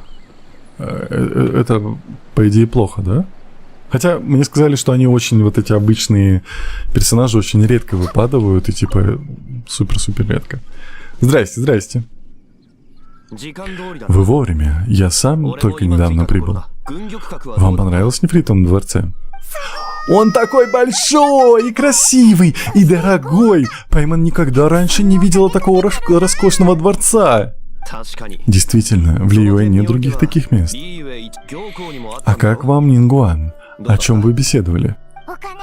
Она очень богатая и при этом такая щедрая. Пайман показалось, что она дружелюбная. Все дружелюбные люди умеют быть дружелюбными. Все деловые люди умеют быть дружелюбными, это правда. Да, наши мнения насчет Нингуан отличаются. Она думает, что даже бестактная Кэцин заслуживает больше доверия. Значит, вы встретились и с Кэцин. Что она вам рассказала? Она сказала, времена адептов давно прошли, но если даже Цисин отказываются признать очевидное, то какое тогда будущее ждет Лиюэ? Пайман, ты все рассказываешь, вообще капец. Никакого уважения к божествам. Действительно, в отличие от прямолинейной Кэцин, Нингуан более сдержана в своих высказываниях, хотя они обе входят в Цисин. Сложно сказать, что скрывается за ее поверхностным дружелюбием. А Нингуан преследует собственные цели. Но на самом деле, вот это то, что она сказала, типа, мы уже можем затмить Луну, а скоро мы затмим все 7 королевств. Это реально, это звучит как какой-то план злодея. Да, она сама добилась такой высокой позиции. Обычный человек не смог бы этого достичь. Я слышал, что она также занимается постоянным расширением Нефритового дворца. Для нее это второе по важности занятие. Если когда-нибудь она и откажется от должности Цисин, от Нефритового дворца она не отдаст... От нефритовой... то нефритовый дворец она не отдаст никому. Нефритовый дворец занимает только 2-е место, тогда же что на 1-м? Мора, конечно. Мора. Логично. Нингуан говорила только о Фатуи. После убийства Властелина Камня Фатуи стали вмешиваться в местные дела, и им нельзя доверять. Фатуи есть Фатуи, ничего удивительного. А теперь они пытаются подделать печать согласия. Что бы они ни замышляли, с Фатуи нужно вести себя аккуратно. Будьте начеку. Нам что-то еще понадобится для проведения церемонии Вознесения на Тростниковых островах? Да, сегодня мы будем собирать глазурные лилии. Глазурные лилии? На японском люри-люри. Так, но зачем мы сюда пришли? Разве в саду террасы Юйцзинь не растут глазурные лилии? Мы их видели даже в деревне Цинце. Точно! Я помню, что мадам Пин любит ухаживать за цветами. Наверное, она сможет нам помочь. Нет. Эти цветы выращены людьми, а они не подойдут для церемонии. Раньше на Тростниковых островах росло много глазурных лилий. Это веселый цветок, который любит слушать человеческие песни. До войны архонтов на месте Тростниковых островов были плодородные поля, но во время войны обратились в горы и реки, затопили поля. Вот, нам сейчас эту территорию отстроят. Конечно, некоторые цветы удалось спасти. Теперь городские жители разводят их в садах. Но в дикой природе глазурных лилий уже почти не осталось. У диких глазурных лилий аромат гораздо сильнее, чем у домашних. Если мы хотим соблюсти все традиции церемонии Вознесения, мы должны перетереть дикие лилии в пыль и положить их на курильницу Вечного Ладана. Мне нужно, чтобы вы помогли мне с цветами. Нужно собрать цветы? Нет. Нужно, чтобы вы спели цветам. От звуков пения они пахнут сильнее. Серьезно? Ты ведь умеешь петь тенора? Немножечко. Правда? Пайман сомневается. Мы не узнаем, пока не услышим. Понял. Понял, принял. Так, что происходит в чатике? Сейчас я увижу стримера, который не просто скипает диалоги, а еще и читает их. Спасибо большое за уважение. Ну просто, блин, я играю ради истории, мне интересен мир Геншина, а не просто проходить ради того, чтобы пройти. Поэтому читаем все. Мы разговариваем даже с каждым NPC. Ну что, поем? Настало время петь! Хе-хе.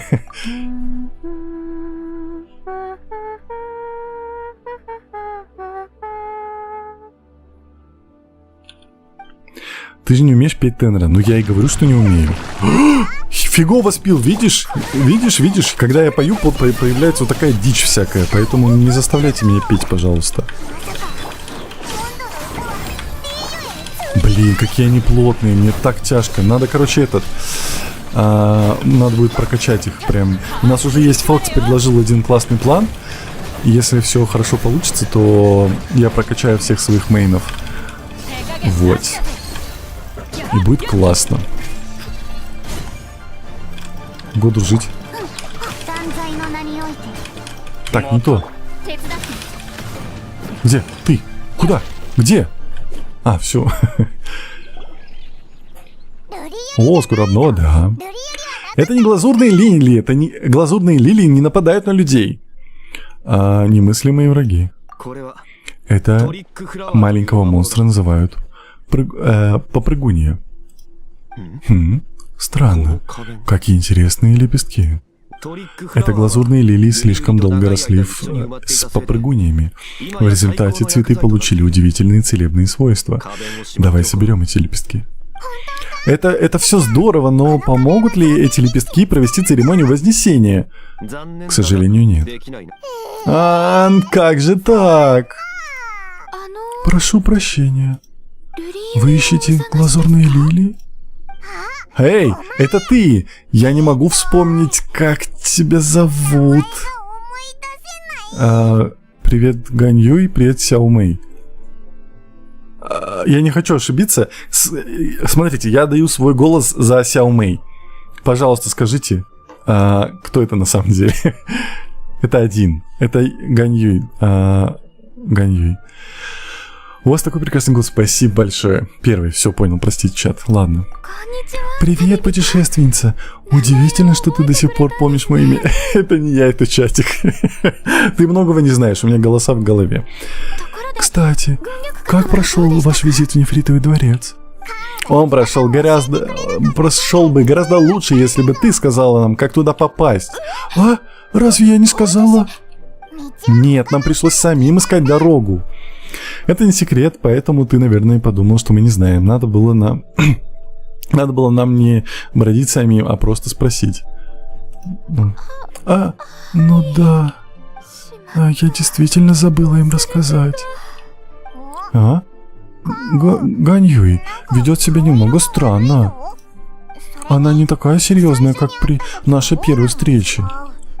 В прошлый раз я общалась с вами как посланник воли небес, а сейчас я просто прогуливаюсь и любуюсь цветами.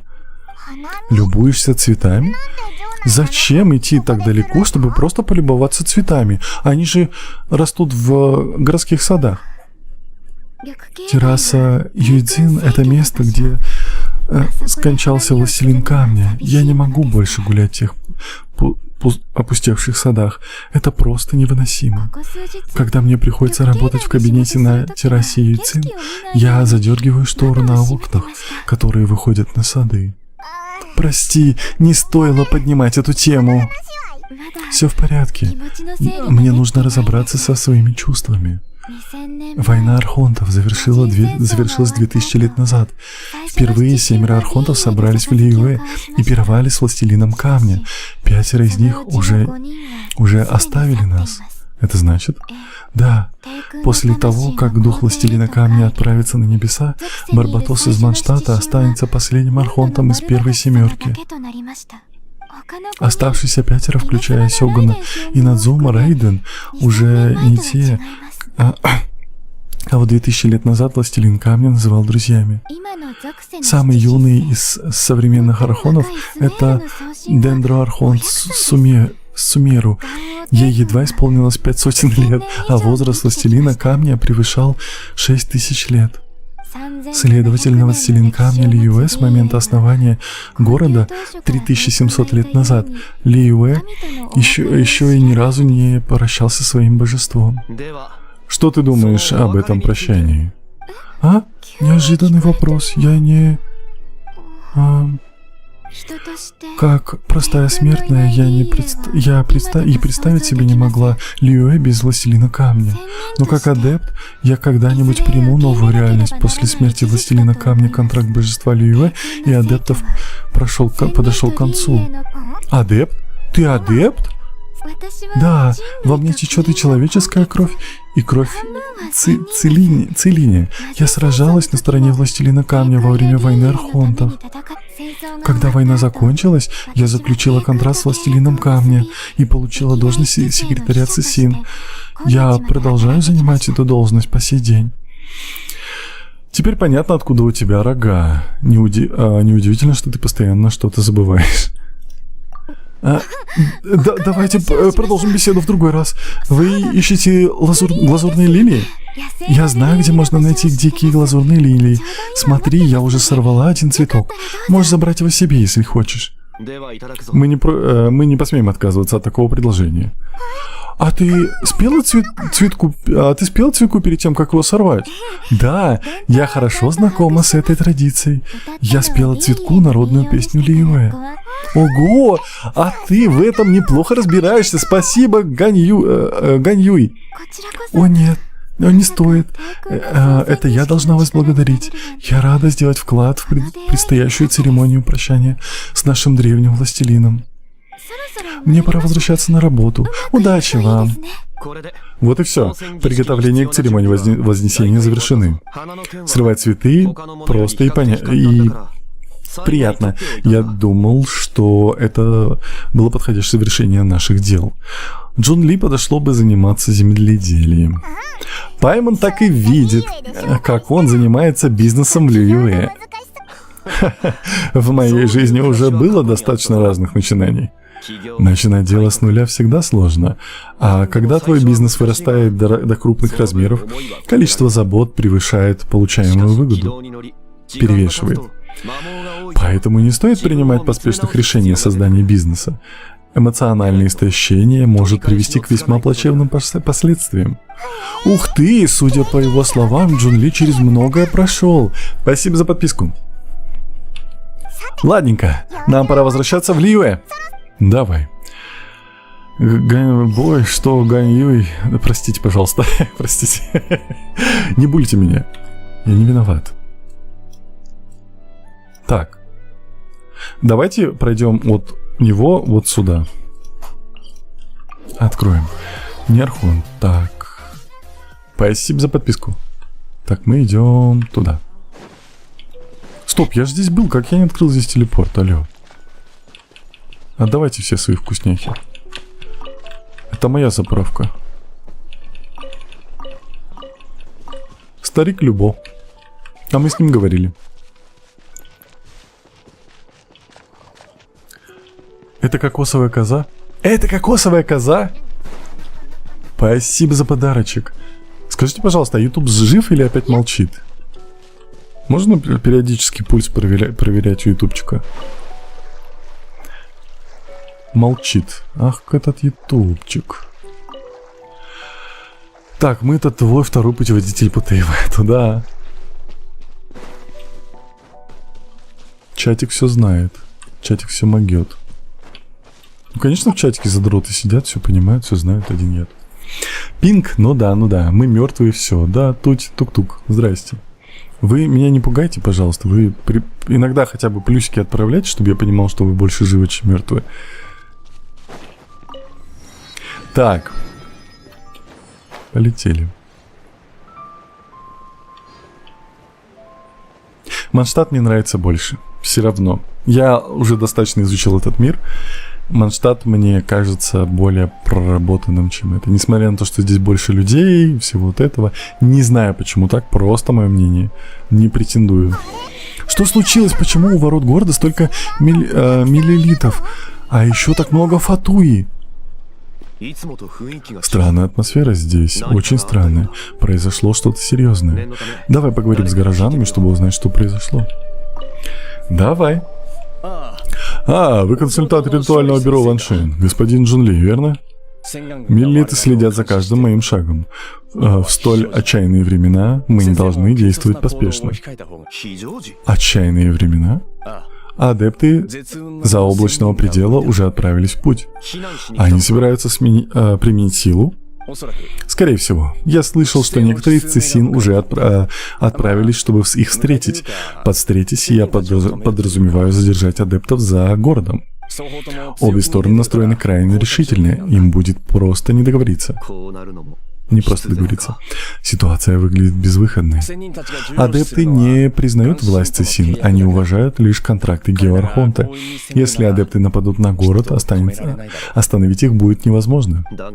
Но и Цесин не собирается просто так сдаваться.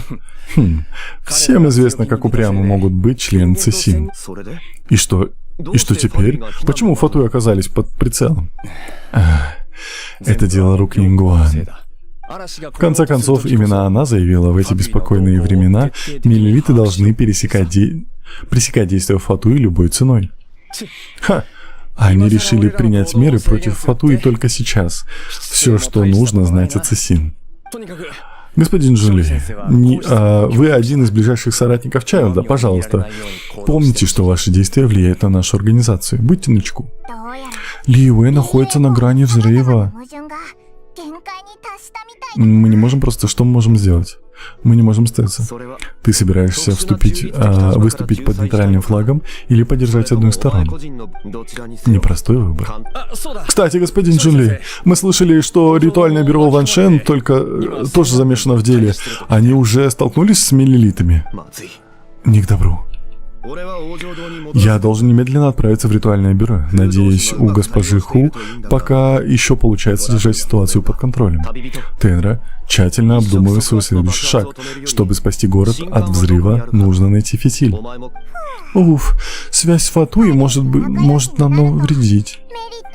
Джун Ли сказал, что... Что-то про фитиль. Какой фитиль? Богатенький придурок, который завалил нас деньгами. Ну, блин, Чайлд. Пайман поняла. Если кто-то и хочет перевернуть все в городе с ног на голову, то это Тарталья. Он наверняка поджидает подходящего момента, чтобы сделать что-то гнусное. Где же теперь его искать? Куда бы он мог пойти в такое время? Он мог отправиться только в одно место. Так, все будет без спойлеров. Так, во-первых, в чате ругаться нельзя. Во-вторых, если там я вижу, что пишут про спойлеры, я пока чатик не буду читать. Я хотел сейчас чуть почитать, пока будем бежать, но тогда не буду. Все, пожалуйста, не спойлерите, не надо. Дайте бан... все, я понял. Фокс там уже начинает рвать и метать. Спасибо за подписку. Все. Вы, главное, не дурите. Никаких спойлеров. Просто подсказывайте, если я что-то спрашиваю. А так лучше не надо. Я хочу сам проникнуться сюжетом. Поэтому отнеситесь ко мне с пониманием. Где ругаемся? Там мат написали. Да, все окей. Ты только не делай так больше. Ты не знал? Все окей. Первый раз не страшно. Главное, что я это не видел еще. Нам туда.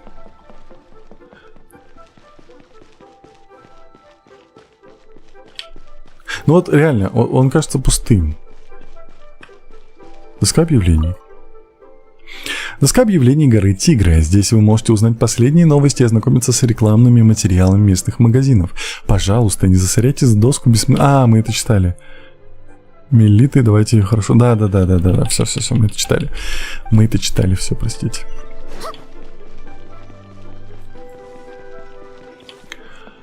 Ближе спойлерить можно? Не надо ничего спойлерить, сидите спокойно, алло. Хай, привет. Здрасте. У меня там у меня там квестов, столько побочных квестов, Короче, через один стрим будет стрим чисто по побочным квестам. И опять же, мы сначала вернемся в Манштадт, потому что я видел там побочные квесты. Мы все прочитаем, все пройдем. Потом двинем в Лиюэ. И пока мы все побочки не выполним, мы дальше по сюжету не пойдем. Что будешь делать? Я прохожу квест. Основной сюжет.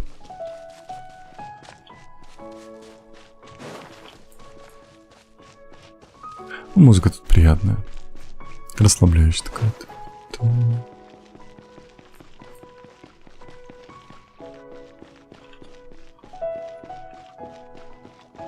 Так. Побочки будешь читать, это весь стрим будет. Я понимаю. Побочки буду читать, это будет весь стрим. Я же не отрицаю, но мне интересно. Вы можете... Я всегда предупреждаю, когда это стрим про чтение, ну, про побочный, я предупреждаю об этом. Можете не посещать. Как бы это же... Я забыл прочитать. Погонь за параболой, вы достигли центра вихря. Там среди золота вас ожидает. Нас ожидает. Ну, окей, давай мы вот ее поменяем на ее. И поехали. Готовься, Тенра, это будет весело. Ну, блин. Ух ты! Это золотая палата! Снаружи место выглядит внушительно. Кто бы мог подумать, что внутри оно еще роскошнее. Здесь так много моры. Реально. Раз уж здесь чеканят всю мору Тейвата, никто не заметит, если мы возьмем себе немного. Возьмешь хоть одну, и тебе крышка. Если бы все было бы так просто, здесь не осталось ни одной моры. Так, крышка тебе. А, как это? Оказывается, ловушка? Хитро, хорошо. Что ты меня предупредила? Если трогать нельзя, может быть, хотя бы мы просто посмотрим поближе. Пайман. Мы еще не можем зарыться в гору... Мы еще... Что? А еще мы можем зарыться в гору Мора и немножко вздремнуть. Мечты сбываются. Так, давай сначала проверим Экзувию. Что-то тут не так. Что-то тут не так. Точно! У нас же есть задание! Здесь так тихо.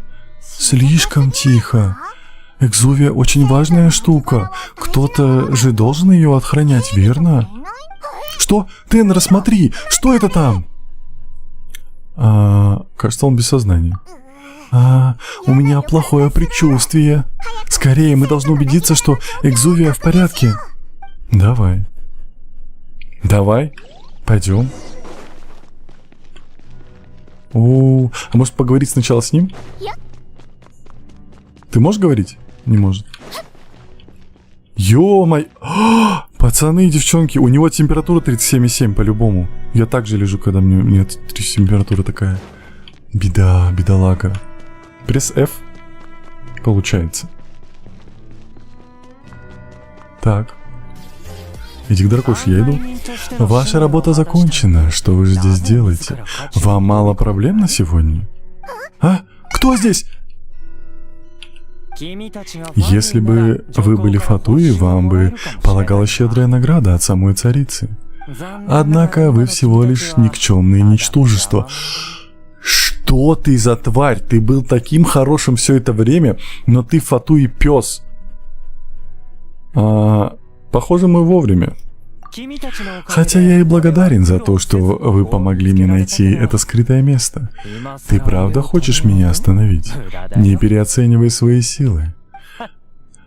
Прекратить чеканить чеканку Моры, спрятать Экзувию. На этот раз Цисин превзошли сами себя. Значит, ты планировал добыть сердце бога из Экзувии с самого начала? Как один из представителей Фатуи, я обязан выполнять волю царицы. Она получит от меня то, что хочет. Так иди в постель с ней. Так, я этого не допущу. Я не позволю тебе прикоснуться к... Я этого не допущу. Мне не нужно разрешение. Кто сможет меня остановить? Время переговоров и дипломатии прошло. Я бы не хотел прибегать к крайним методам, но воля царицы должна быть исполнена. А теперь мы можем приступить к просмотру и приятному занятию. К какому? К схватке. Татакай. Схватка? А ты напрашиваешься на неприятности, да? Можно и так сказать. В Манштате сеньора унизила Анема Архонта прямо на пороге собора. Она выполнила задачу и поспешно удалилась. Чтобы избежать сражения, сеньора сковала вас льдом. Конечно, она не хотела привлекать внимание остальных рыцарей. Сеньора полностью концентрируется на выполнении заданий. Когда она встречает достойного соперника, то просчитывает последствия каждого своего действия. Я же всегда рад скрестить мечи с достойным противником. Именно поэтому мне нравится быть предвестником. То, что случилось в Манштате, больше не повторится. Мы этого не позволим. Отлично, хорошо. Хочешь сразиться со мной? Я не собираюсь тебя убивать, путешественница. Я всего лишь хочу немножко развлечься. Ты не можешь меня победить, даже не мечтай об этом. Просто наслаждайся схваткой. Ты понимаешь, что я имею в виду. Так, я смогу победить, не смогу победить тебя. Ты ничего не понимаешь. Славно. Надеюсь, ты меня не разочаруешь. Ну давай. Пес. Такой шанс выпадает нечасто. Покажи все, что умеешь. Мало кому выпадает шанс сразиться с одним из Фатуи. Удиви меня. Надеюсь, ты меня не разочаруешь. Давай, Дамир, спасибо за подарочек. Тихо. Ты лукарь. Тихо. Я надеюсь, что он не будет телепортироваться от моих ударов. Так, урон. Это тихо, это мое. Простите, запаниковал.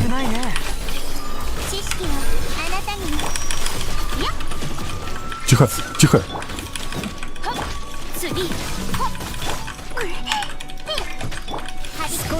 Уф. Тихо. В смысле, славно, неудивительно, что Сеньора опасается тебя. Так, тихо. Не то. Бей. Значит, я могу перестать себя сдерживать. Приготовься, будет жестко. Как отхилиться? Почему би не работает? Все. Так, палки. Едим, закидываем палки в себя. Ой, это не то. Мы сейчас закинемся палками, у нас будет больше атака. Увеличить защиту всех членов отряда на 308 единиц. Блин, это что-то такое классное, не хочу тратить просто так. Давайте поедим. Нам нужно вот такое что-то, да? Использовать. Так мало? Почему, кстати? Это из-за того, что уровень мира повысился, мне еда стала так мало пополнять. Ну это нереально. Все, она сытая. Беда. Ладно, погнали. Покажи мне все, что ты можешь противопоставить силе предвестника. Так, предвестник, засранец. Тихо, не дури.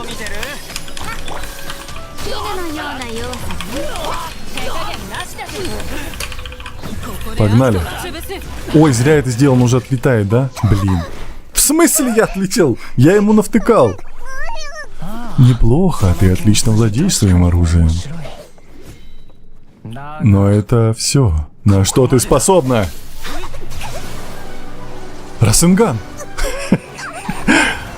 Простите.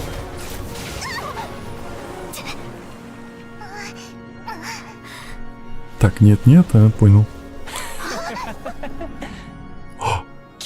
Не ожидал, что у тебя предпрятан такой козырь. Ты использовал нас, чтобы добраться до Идзуви? Не делай вид, что это тебя удивило. У тебя достаточно опыта. Это было просто. Пора забрать сердце бога Муракса. Что? А это было не просто предсказать. Ты опередила меня? Чего? Я ничего не трогал. О, беда.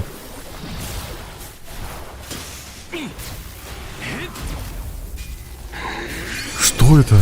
Это этот Евангелион. О, пахнет нехорошо. Что там было написано? Я пропустил. Однако тебе придется за это заплатить.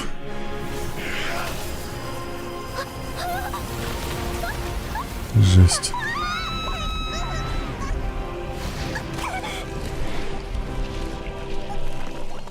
Так, YouTube, Twitch, вы живы? Twitch жив, YouTube. Отзовись. Ё-моё.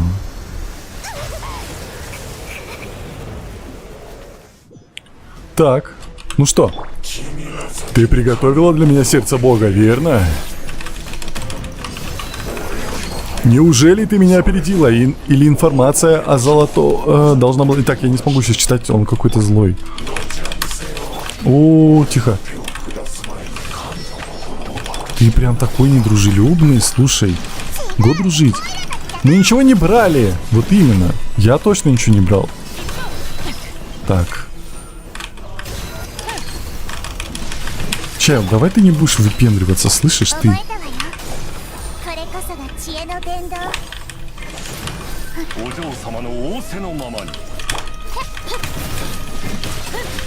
О, какой пес.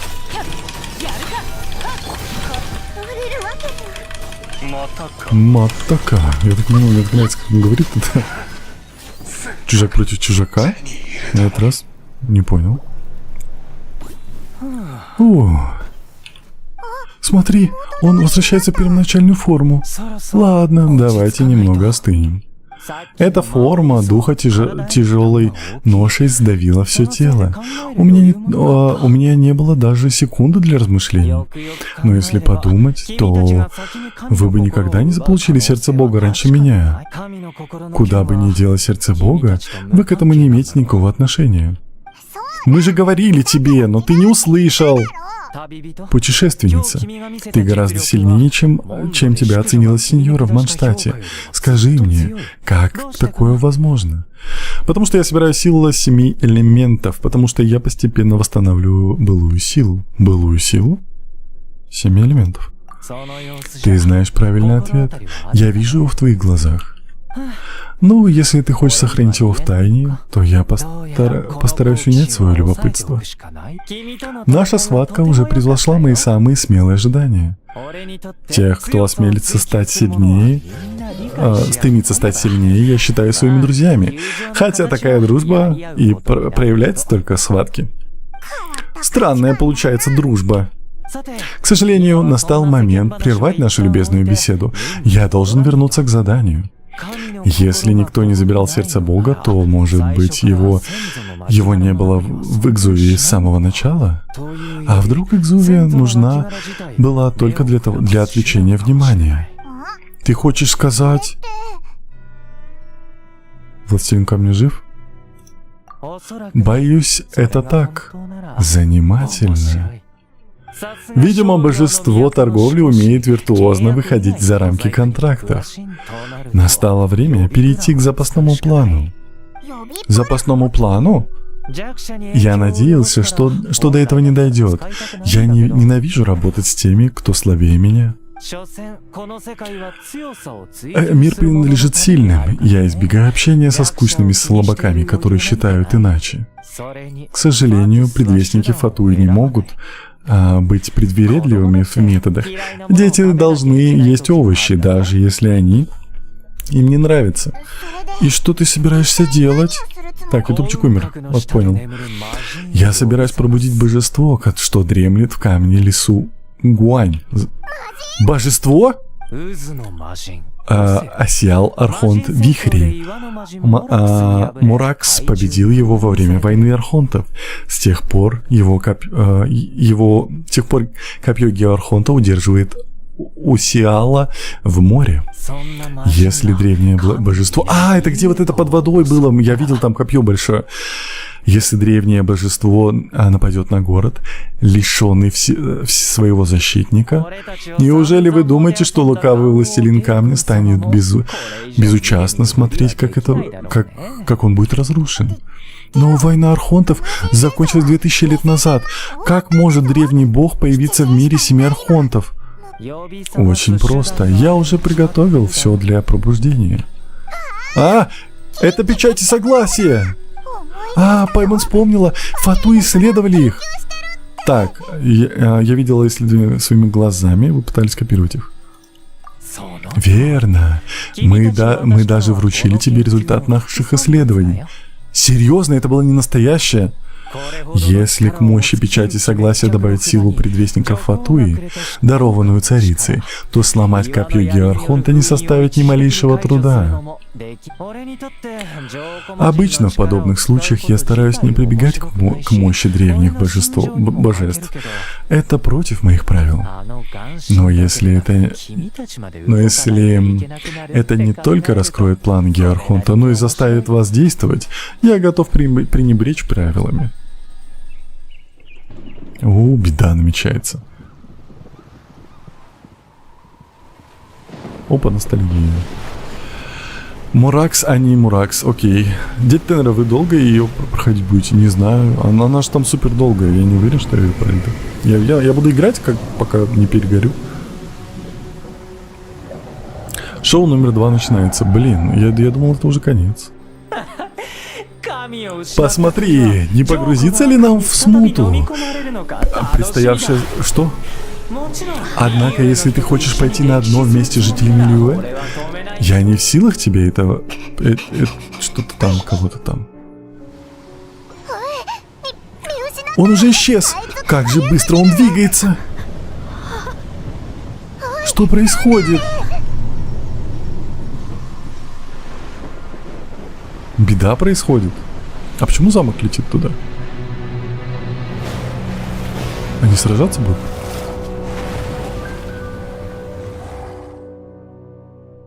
Я буду с ними сражаться. Понял. Фух, Пайман вымоталась. Скорита. Секундочку.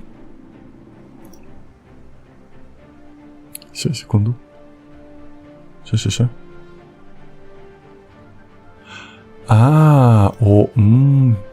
О, даже так. Секунду. Вот так. Вот так и вот так. Как мне носит YouTube, что он такой глупый. Так вот, живем. Да, живем. YouTube помер. Если бы мы не увидели парящий нефритовый дворец сразу после того, как вышли из Золотой Палаты, то не знали бы, куда нам идти. Фух, мы же успели, да, Архонт Вихрей все еще в море. Он еще не уничтожил Лиуэ? Вы? Что вы здесь делаете? А? Это адепты! Вы чего? Что вы здесь делаете в нефритовом дворце? Пайман думала, что вы поссорились с Цисин или уже помирились? Перед лицом столь чудовищной опасности адепты Цисин решили на время забыть о своих разногласиях и объединить силы в борьбе с общим врагом. Вот оно что! А как вы планируете защищать Лиуэ? Ух ты, от одного вида Архонта Вихрей у меня мурашки по коже. Не только у тебя, новобранцы Мелилита еле держатся на ногах от страха. Наверное, простым смертным лучше не видеть пугающий лик древнего божества. Именно поэтому мы должны остановить чудовище, пока оно не добралось до Лиуэ. Страшно. Получается, 2000 лет назад архонты сражались против таких вот существ? Смогут ли объединившиеся силы Цисин адептов и мелилитов справиться с этим морским божеством? Мы обсуждали этот вопрос и пришли к выводу, что едва ли. Что? Но вы обязаны защитить город. Должен быть какой-то способ. Есть только один способ. А? Баллиста Гуйджун уже однажды привлекала внимание Цисин. Они подробно изучили ее строение. Судьба распорядилась так, что создатель баллисты Гуйджун среди нас. Что простые смертные могут понять в механизме адептов. Достаточно немного модифицировать арбалетную башню, чтобы превратить баллисту в смертельное оружие. Мы должны были бы быть благодарны за такое благословение адепта. Пусть будет так. Мы воспользуемся новой баллистой Гуйджун, чтобы отразить атаку древнего божества. Для этого все адепты должны объединить усилия. Времени больше нет. Битва начинается. Давай. О! О! Доктор Стрэндж, ты ли это? По-любому. Он с какой-то стримчик отсылок. Ну, она двигается, как он, алё. Реально. Это какая-то вайфу-версия Доктора Стрэнджа? По-любому. Как тебе зрелище шикарно. Какой ранг? 31-й. 31-й. О, красиво.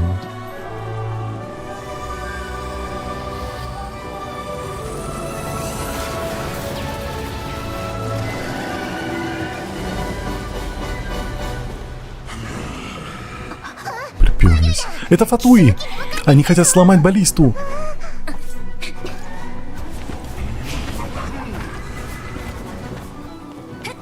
Эпичненько.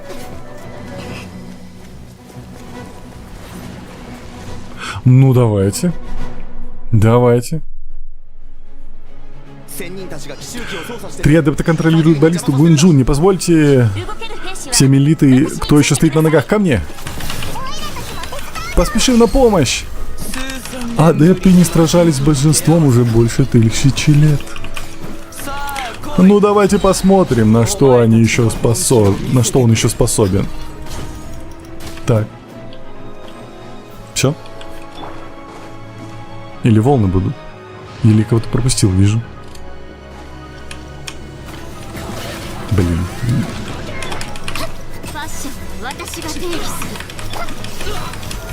Секундочку.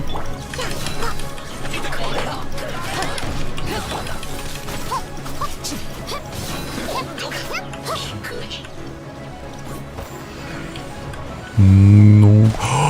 Блин, это превьюшка. Тихо. Тихо. Блин, я не могу сделать превьюшку, серьезно. Какая беда. Блин. Так, меня там бьют, да? Простите, я засмотрелся. Алло, засранцы. Ты кто? Ты чё стал, дурак, здесь? Так, один отлетел. Погнали. Что это?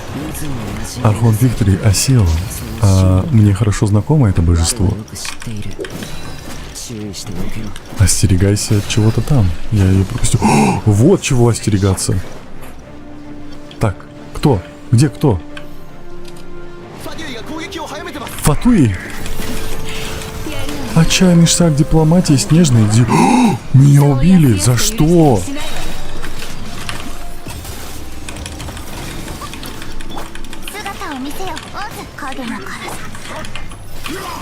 Так, надо было их объединить. Блин, надо использовать правильно Нахиду.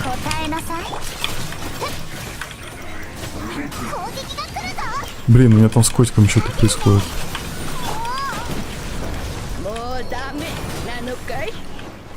О, мне надо прыгать, да? А я не прыгаю, да? Би. Так, там пришла бабка, я так понимаю, это бабка, которая цветовод. А Дехи я уже не воскрешу. Да, это она. Это энергия адептов? Тенра, от тебя исходит свет, как в тот раз в заоблачном чего-то. Ого, это ударная волна Мадам Пин. Мадам Пин такая мощная. О, я такая мощная. Теперь я мощная. Тихо. Ой, меня еще хилит там. Так. Пути. Бей. Ну да, это читерство. Можно не всегда такое? Блин. Пацаны, хорош.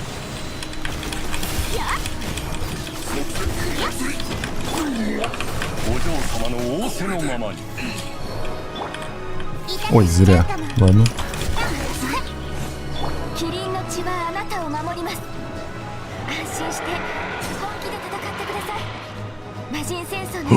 Опять Ресенган. Куда летит? Ох, значит, гонь... Как от этого уворачиваться, напомните?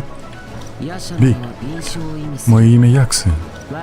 Возьмите мою силу и будь быстрый, как я. А, как же быстро! Быстро? А, у меня стамина не тратится, понял. Тенра, быстрые ноги.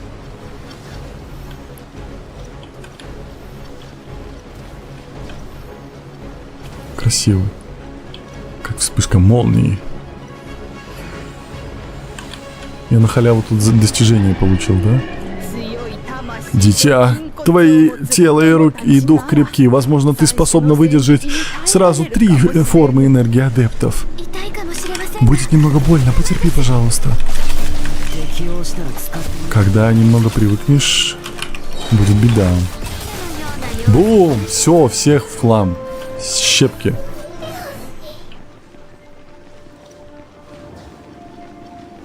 Слышишь, ты засранец. Я тут самая модная на районе, самая мощная. Да, алло. Кстати, можно на Хиду же воскресить. А, не надо было. Она сейчас опять отъедет.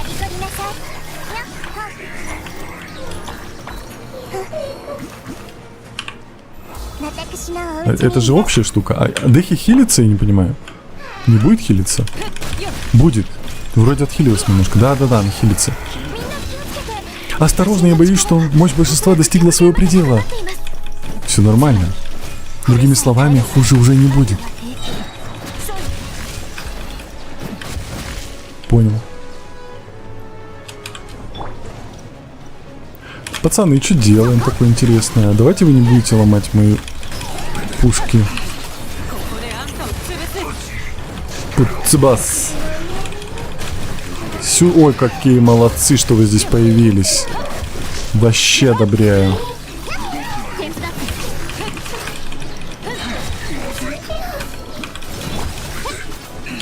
Так.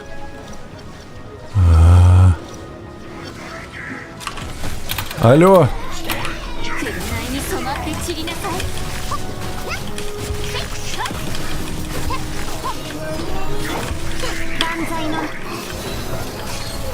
Так, ты умер? Ты умер. Погнали. Так, еще 30 секунд. Я так понимаю, да?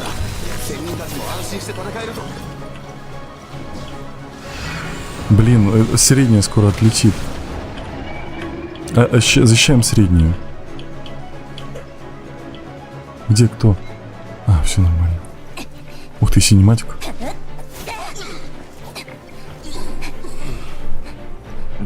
Нарушителей больше не осталось. Теперь нас ничего не отвлекает. Красота.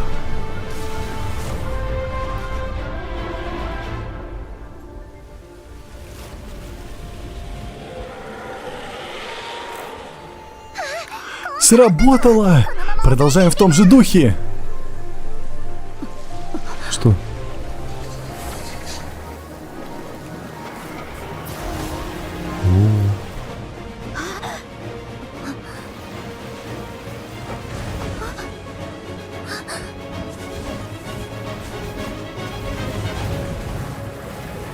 Замку капец.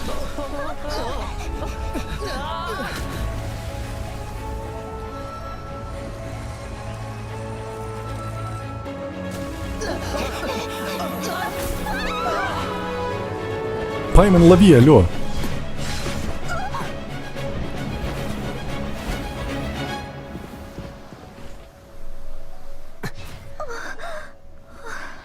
Осторожно.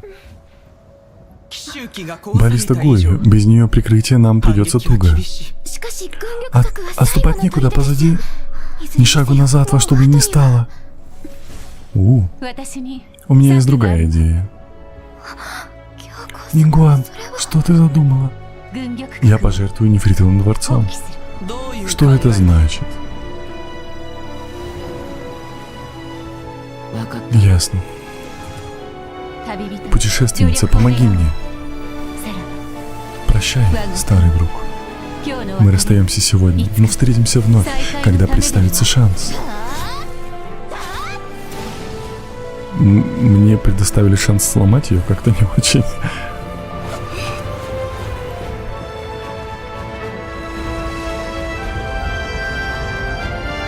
Грустненько. Но красиво.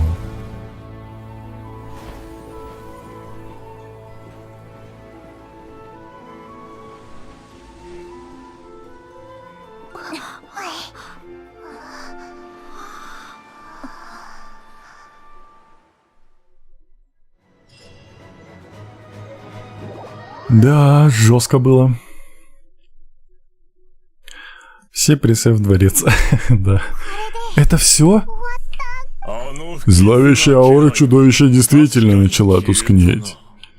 Эффект печати согласия длится недолго.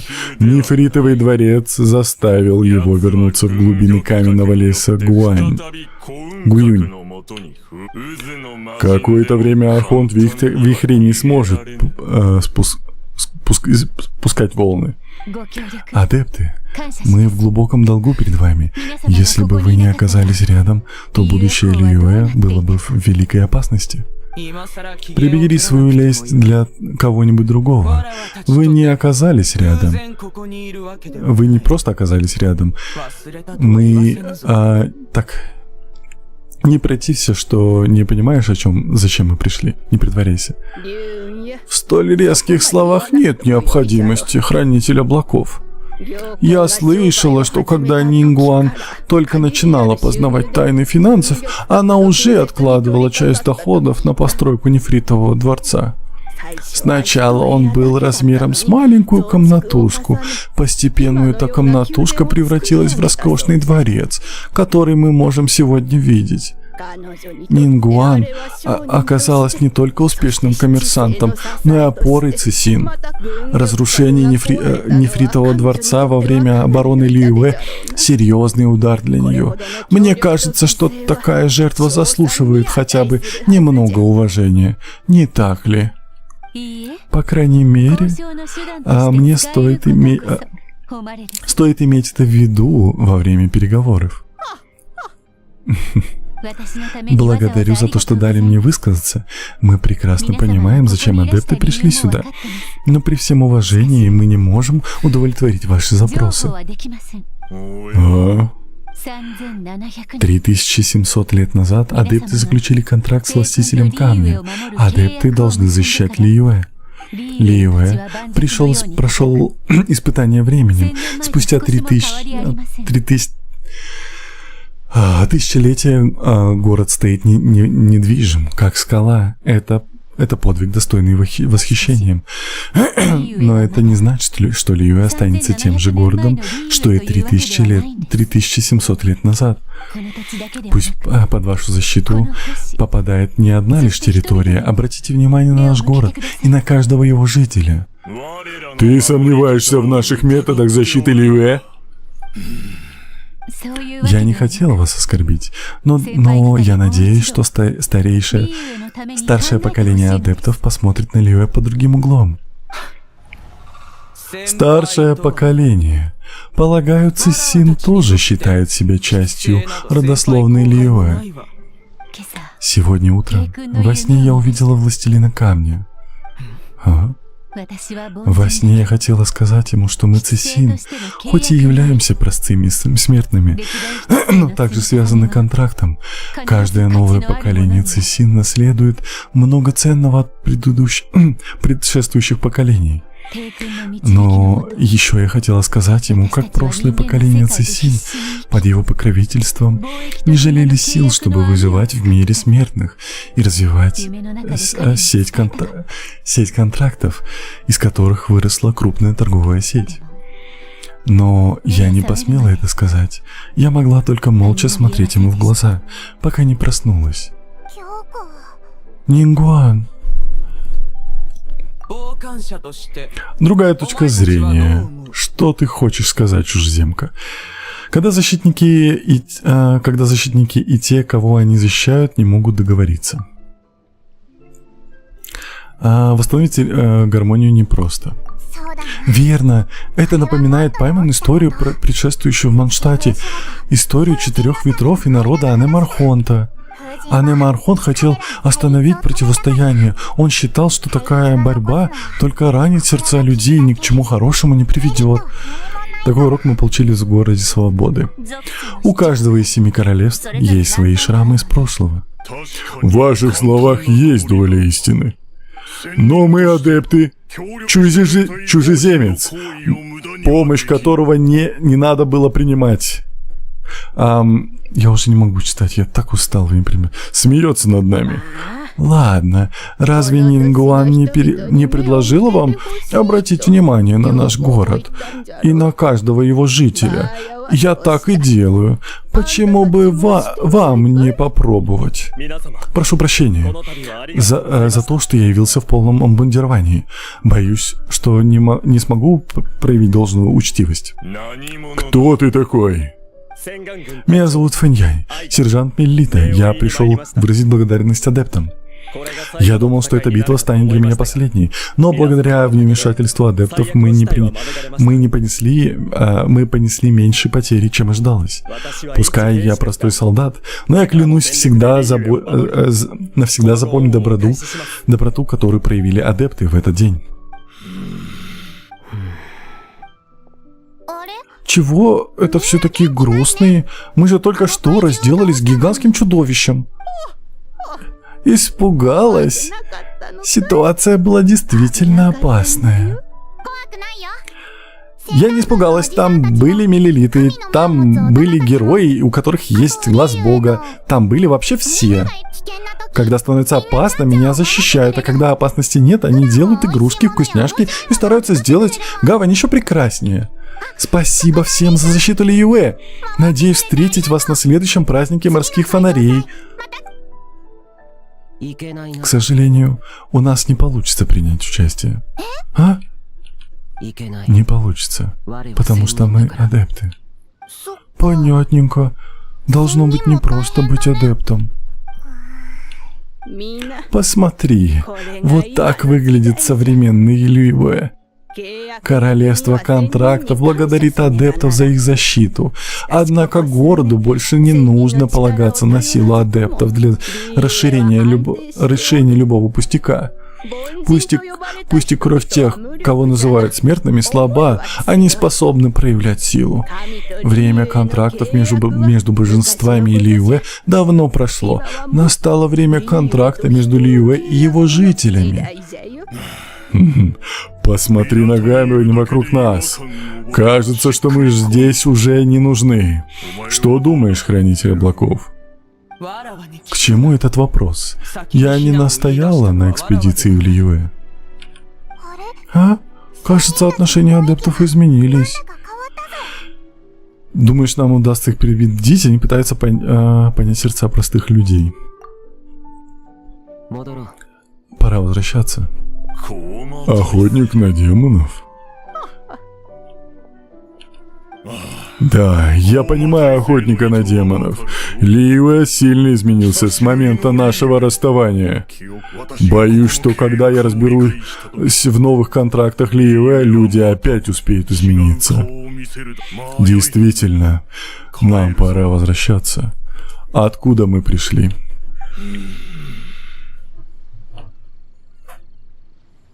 На ПК играешь, да. Если адепты пришли к соглашению, я не буду настаивать. Но как мы можем быть уверены, что Цисин не будет злоупотреблять властью? На мой взгляд, городу нужен наш надзор. Понятно. Ладно, владыка Лун, не переживай. Я полагаю, граждане Лиюэ смогут сами осуществить надзор. Фух, кажется, конфликта между людьми и адептами удалось избежать. Как ты и говорила. В конце концов, адепты проявили благоразумие. Верно, здорово, что все закончилось мирно, но кажется, мы кое-что забыли. Чайльд хотел освободить древнее божество, чтобы привлечь внимание властелина камня. Но мы сами справились с Архонтом Вихтрей, поэтому властелин камня так и не появился. Кстати, разве нам не нужно разобраться со смертью Геархонта? Ну, вообще нужно. Пайман не поняла, зачем мы организовали церемонию Вознесения, если никакой архонт не собирался возноситься. Действительно. Понятия не имею, куда делся Джун Ли. Давай спросим в ритуальном бюро Ван Шен. Давай. Чат, вы мне уже должны 20 минут, вы в курсе? Все, Тенра, ты мне давал, пойду качать ранг и проходить это событие до конца. Давай. Картинка чудесная просто у тебя. Спасибо большое. Я старался, чтобы вам было красиво. Так, и скажешь, что мы должны? Конечно, должны. Длинный меч в моей руке. Ты о чем? Дугушо. Ищешь героя? Считай, ты его нашла. Героя? Не смотри на меня так. Твой взгляд словно бы говорит, с чего этот коротышка вдруг возомнил себя героем? С таким мечом мне никто не страшен. Когда я получу свой Гео Глаз Бога, я стану самым прославленным героем на свете. Почему именно Гео? Тебе действительно нужно объяснять, почему? Геосилы позволяют мне создавать огромную каменную колонну под моими ногами. И тогда всем придется задирать голову, чтобы смотреть на меня. Это, знаете, это чисто персонаж Наруто, Black Star из этого Soul Eater. Ну, в общем, такой типаж. Это кошечка на фоне? Да, она копает туалет, простите. Извините. Сейчас она закопает, а потом еще туалет будет сам убираться. Это будет прям громко, поэтому нам надо быстрее закончить. Ему поскорее закончить, он с NPC-шками болтает. Ну интересно же, я просто потом про него забуду, и беда. Я считаю, надо, чтобы Тен разучил фиг. Нет. Так, куда? Куда? Веди меня, большая черепаха. Сюда? Извините. Здрасте. Чем я могу помочь? Боюсь, что сейчас ритуальное бюро Ван Шен не в состоянии принимать гостей.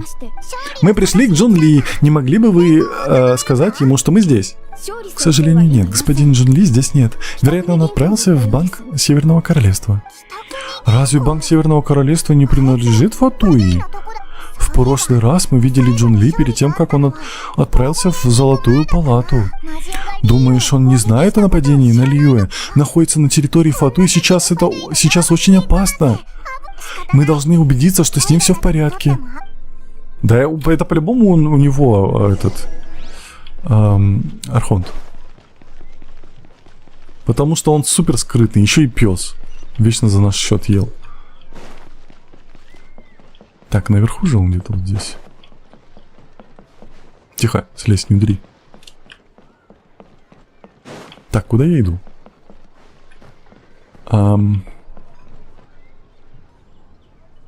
вон он. Так. Спидран. Нормально. Здрасте. Путите.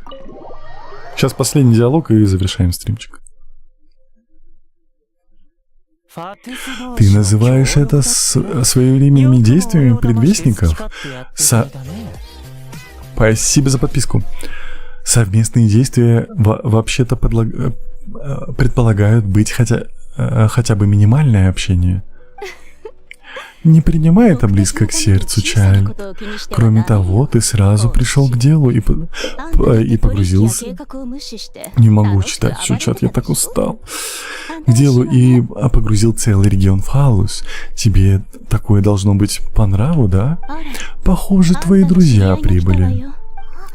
Джун Ли, Чайль, и ты? Ты тоже из предвестников Фатуи? Сеньора? Полагаю, мы уже виделись в городе Барда, верно? Барда, верно? Вы запомнили мое имя? Неплохо. Ничего удивительно, сложно забыть имя человека, который забрал у твоего друга самое ценное, пока ты беспомощно за этим наблюдала. Еще не поздно вернуть украденное. Нет, успокойся, Тенра. У Золотой Палаты ты сражалась уже на грани. Тебе еще только предстоит собрать силы всех семи элементов. Может быть, не стоит ввязываться в драку сразу с двумя предвестниками Фатуи? Да, это же Тенра, наша первая встреча после неудавшегося уничтожения Лиуэ. Это немного странно, не находишь? Паймон с самого начала знала, что нельзя доверять предвестнику Фатуи. Не говори так. Я немножко обманул вас, но я не держу на вас зла. Слышишь ты, собака? Я думал, что мы неплохо провели время, кроме нашей небольшой схватки. Ничего личного, мы просто... Конечно, у тебя есть право обижаться на меня. Решать тебе. Настоящие мошенники, сеньоры и Джун Ли. Именно они меня в это втянули. Джун Ли обманул тебя? На самом деле... Не трать время попусту, Чайль. Ты успеешь поболтать вдоволь, когда я закончу здесь. Спасибо за подписки. Мракс, ты принимаешь соглашение? Что? А теперь будь любезен, передай сердце Бога. Соглашение? Что ты такое говоришь?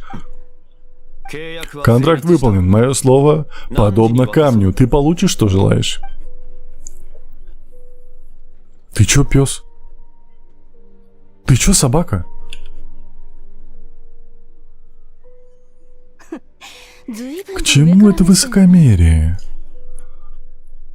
Джун Ли властелин камня? Что?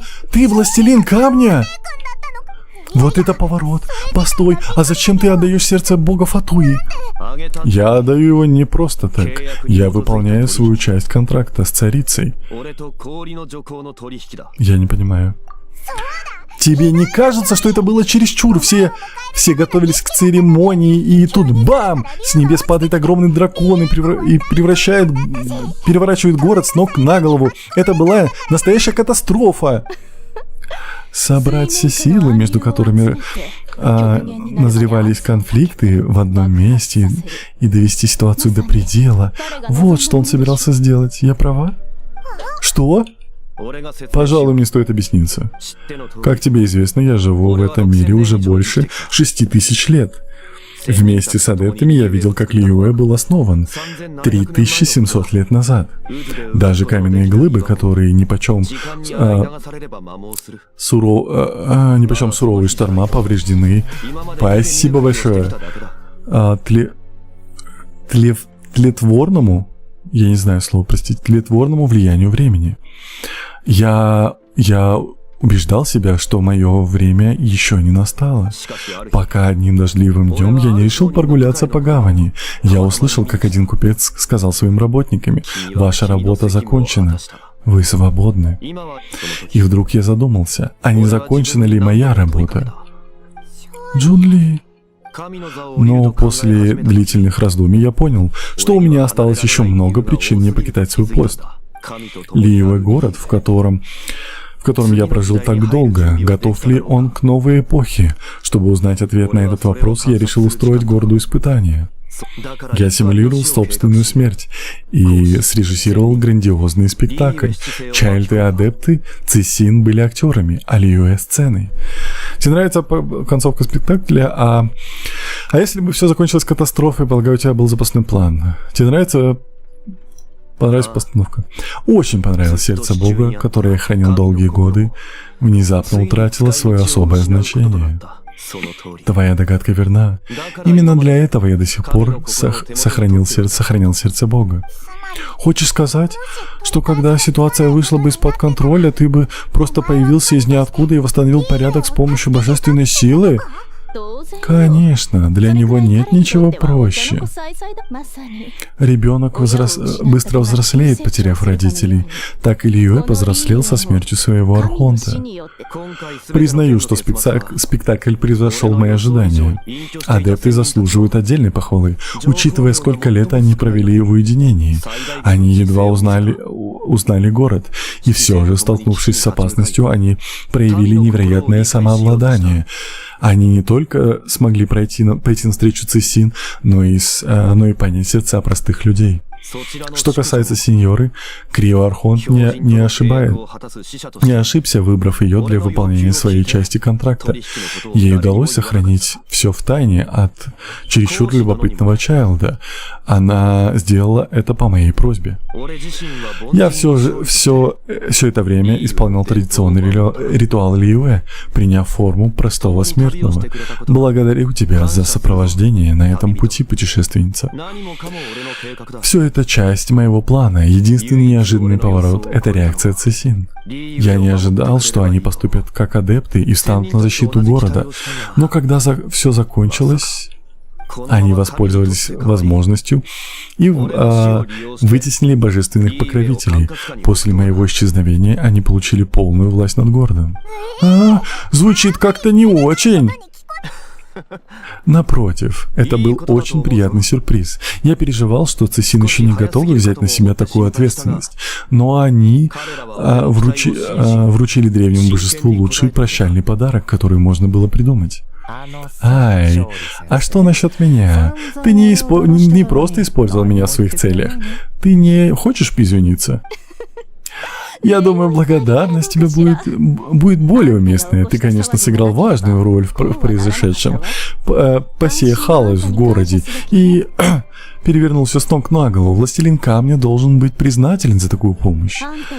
Если бы ты постоянно не подогревал противостояние между смертными и адептами, то ли его кусок угля в руках Геоархонта никогда не превратился бы в ослепительный бриллиант.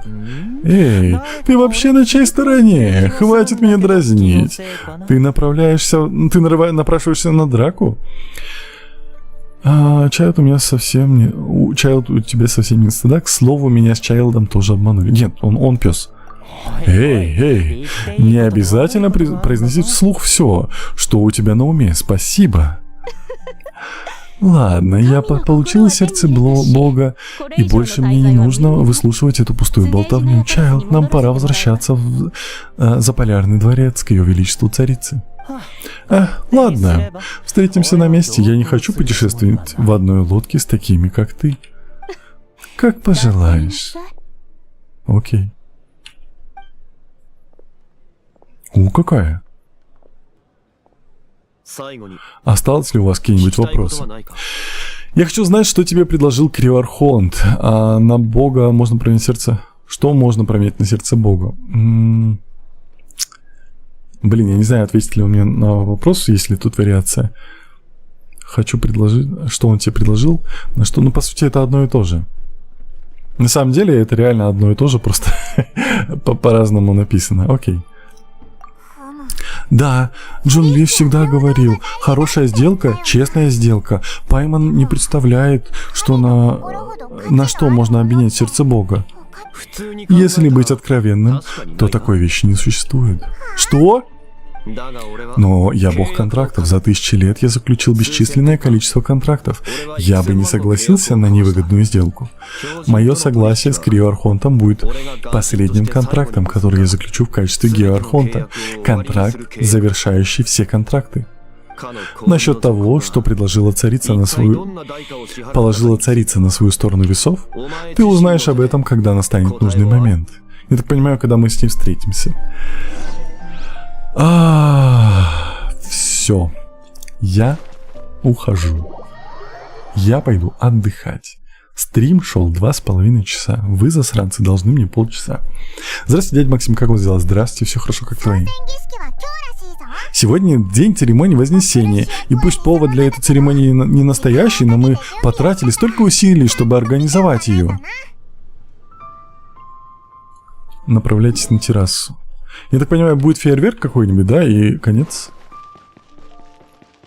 Поговори с ним, зря ты ушел. Что?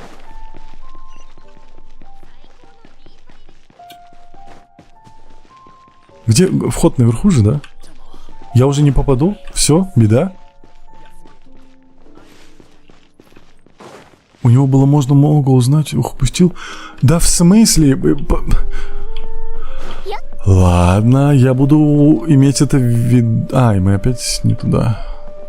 Тихо, не залазь. Нам будут туда, да? Да. Ну я не виноват, я думал... Я думал, типа, квест завершился и все, там ничего не надо. Кто ж знал? Я теперь со всеми буду разговаривать после квеста.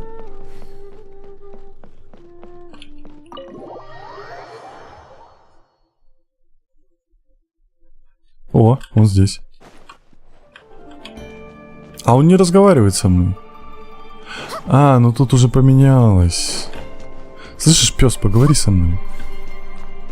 Блин, ну вот, ну что такое? Угас, а потом посмотрит. Да он все проскипает, что я у него буду смотреть? Давай ты этот мне потом расскажи, что можно было узнать. Сюжет Лиуэ, да.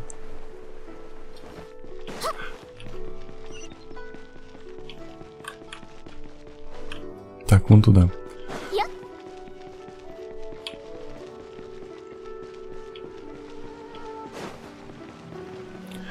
Про Инзуму нет. Я не знаю. Ну, я тогда заставлю Гаса, чтобы он не пролистывал эти диалоги, почитал, чтобы я потом посмотрел на него. Так. Ты кто? Церемония Вознесения, значит, слухи оказались правдивы. Властелин Камня, действительно. Но убийца еще не пойман, не так ли? Ты правда считаешь, что убийца это простой смертный? Знаешь, что я думаю? Я думаю, что все эти слухи от сомнительных личностей ничего не стоят. Мне на ум приходит только один вариант. Я слышал, что убийца это паренек из Фатуи. Молоденький такой. Ну, у него достаточно высокого ранга. Его зовут Чайлд, кажется. Фатуи? Да, это подозрительные ребята. Кто знает, что замышляют эти жадные и жуликоватые. Говори потише. Если столкнешься с Фатуи, то Властелин Камня тебя точно не защитит. Так, пацаны, вы что, перестали верить в Властелина Камня? Вы что, разуверовали? Это божество из океана не могло появиться просто так. 2000 лет назад Властелин Камня победил его. Да, все это произошло сразу после смерти Властелина Камня. Хочешь сказать, что один и тот же человек убил Архонта и пробудил злое божество? Интересно, подмечено. Это весьма вероятно. Да, весьма вероятно. Все сходится. Этот человек, должно быть, сговорился с древним богом, чтобы избавиться от Властелина Камня. Каков мерзавец. Но какими сверхъестественными силами должен обладать этот человек, чтобы творить такие дела? Даже представить себе не могу. Что ж, гадать нет смысла. Кажется, Мелилиты скоро сделают объявление. Давай послушаем, что скажет Департамент по делам граждан. Давай. Стрим сейчас закончится. Сейчас, секунду. Блин, я просто хочу... Это уже, так понимаю, прям конец-конец и чуть-чуть.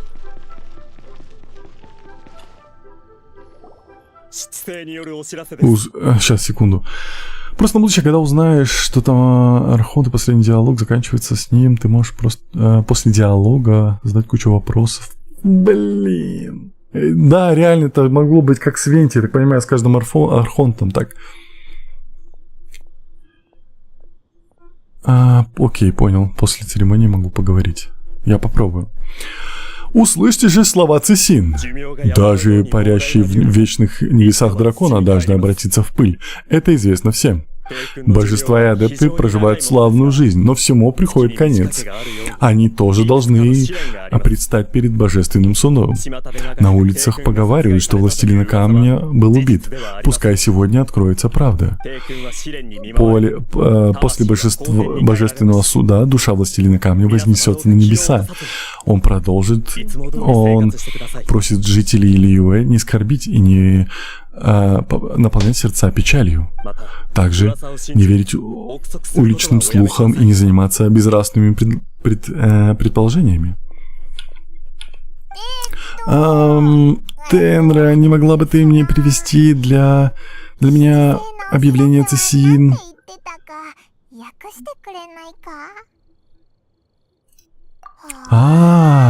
Вот как они это провернули. Как странно, почему они внезапно перестали искать убийцу?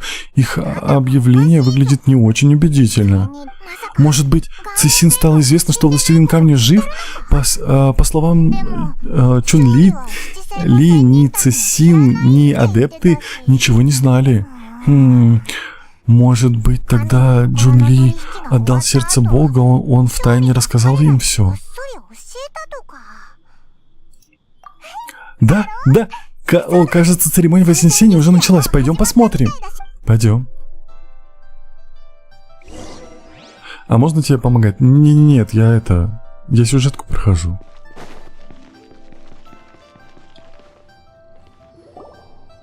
Смотри, это Нингуан и Кэцин. Они что-то говорят. Или они уже закончили. Как и было сказано, душа Властелина Камня вернется на небеса. Это знаменует завершение контракта между Архонтом и городом. Наступает новая эра. 3700 лет контракт превратился в пепел. Народ Лиюэ долгое время наслаждался процветанием и изобилием.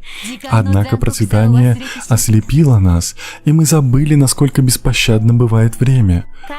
Благословенные дни, когда наш Архонт ходил среди нас, подошли к концу. Теперь, когда мы очнулись от глубокого сна, мы должны научиться прощаться. Готовы ли вы к новой эре процветания на основе нового контракта? Так говорит Нингуан, воля небес. Не желает ли нефритовое равновесие добавить что-нибудь? Кажется, она смотрит в нашу сторону.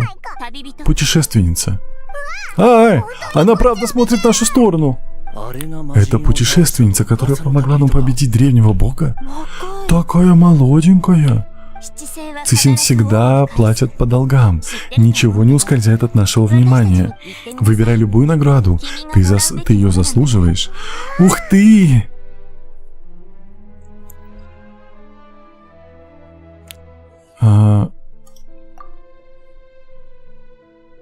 Брата? Она говорит! Она говорит! Что? Ты зачем говоришь? Ты же Гордон Фриман! Ты зачем рот открыла женщина? Ой, осуждаю, я не это имел в виду, я просто в шоке. Тогда помоги мне расклеить плакаты о пропавшем человеке. Что произошло? Она говорит!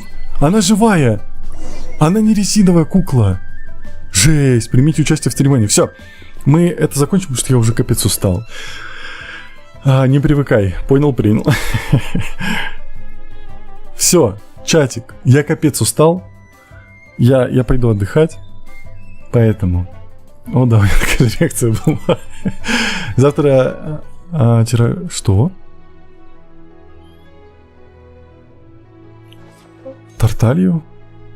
Нет, не буду. Я еще не знаю, кто это. Ну, типа, я с ним... Вроде я слышал, но... Еще не понимаю. Кого выбивать буду? Я буду выбивать этого... Чисин... Как эту девушку на оружие, которая летает? Ты молодец, иди отдыхай. Да, спасибо большое. Все. Все. Чатик, всем большое спасибо за ваши лайки, за ваши подписки. И самое главное, что провели это время со мной. Было очень интересно, было много контента. Мы прям впитали в себя контент. Следующий стримчик... кстати, анонс. Завтра, часка, да. Спасибо. Завтра будет очень необычный стрим. Завтра будет 350 круток. Стрим, где я сделаю 350 круток. Для меня это необычно много. В этом есть во всем маленький нюанс, конечно, но 350 круток будет. Поэтому вот.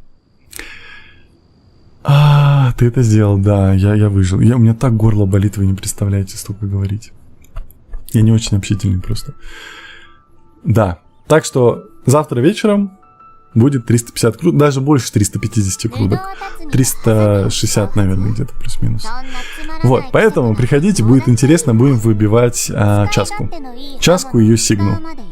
Так что вот, все. Всем большое спасибо, увидимся, услышимся завтра. Всем пока. И как всегда на прощание, Нарара. Все, давайте пишите пока мне, пишите пока чатику, кого ограбил, а все-то вам расскажи. Не переживайте, завтра все узнаете. Да. Все, отключаюсь. Вот вам красивый вид, и я заканчиваю стрим.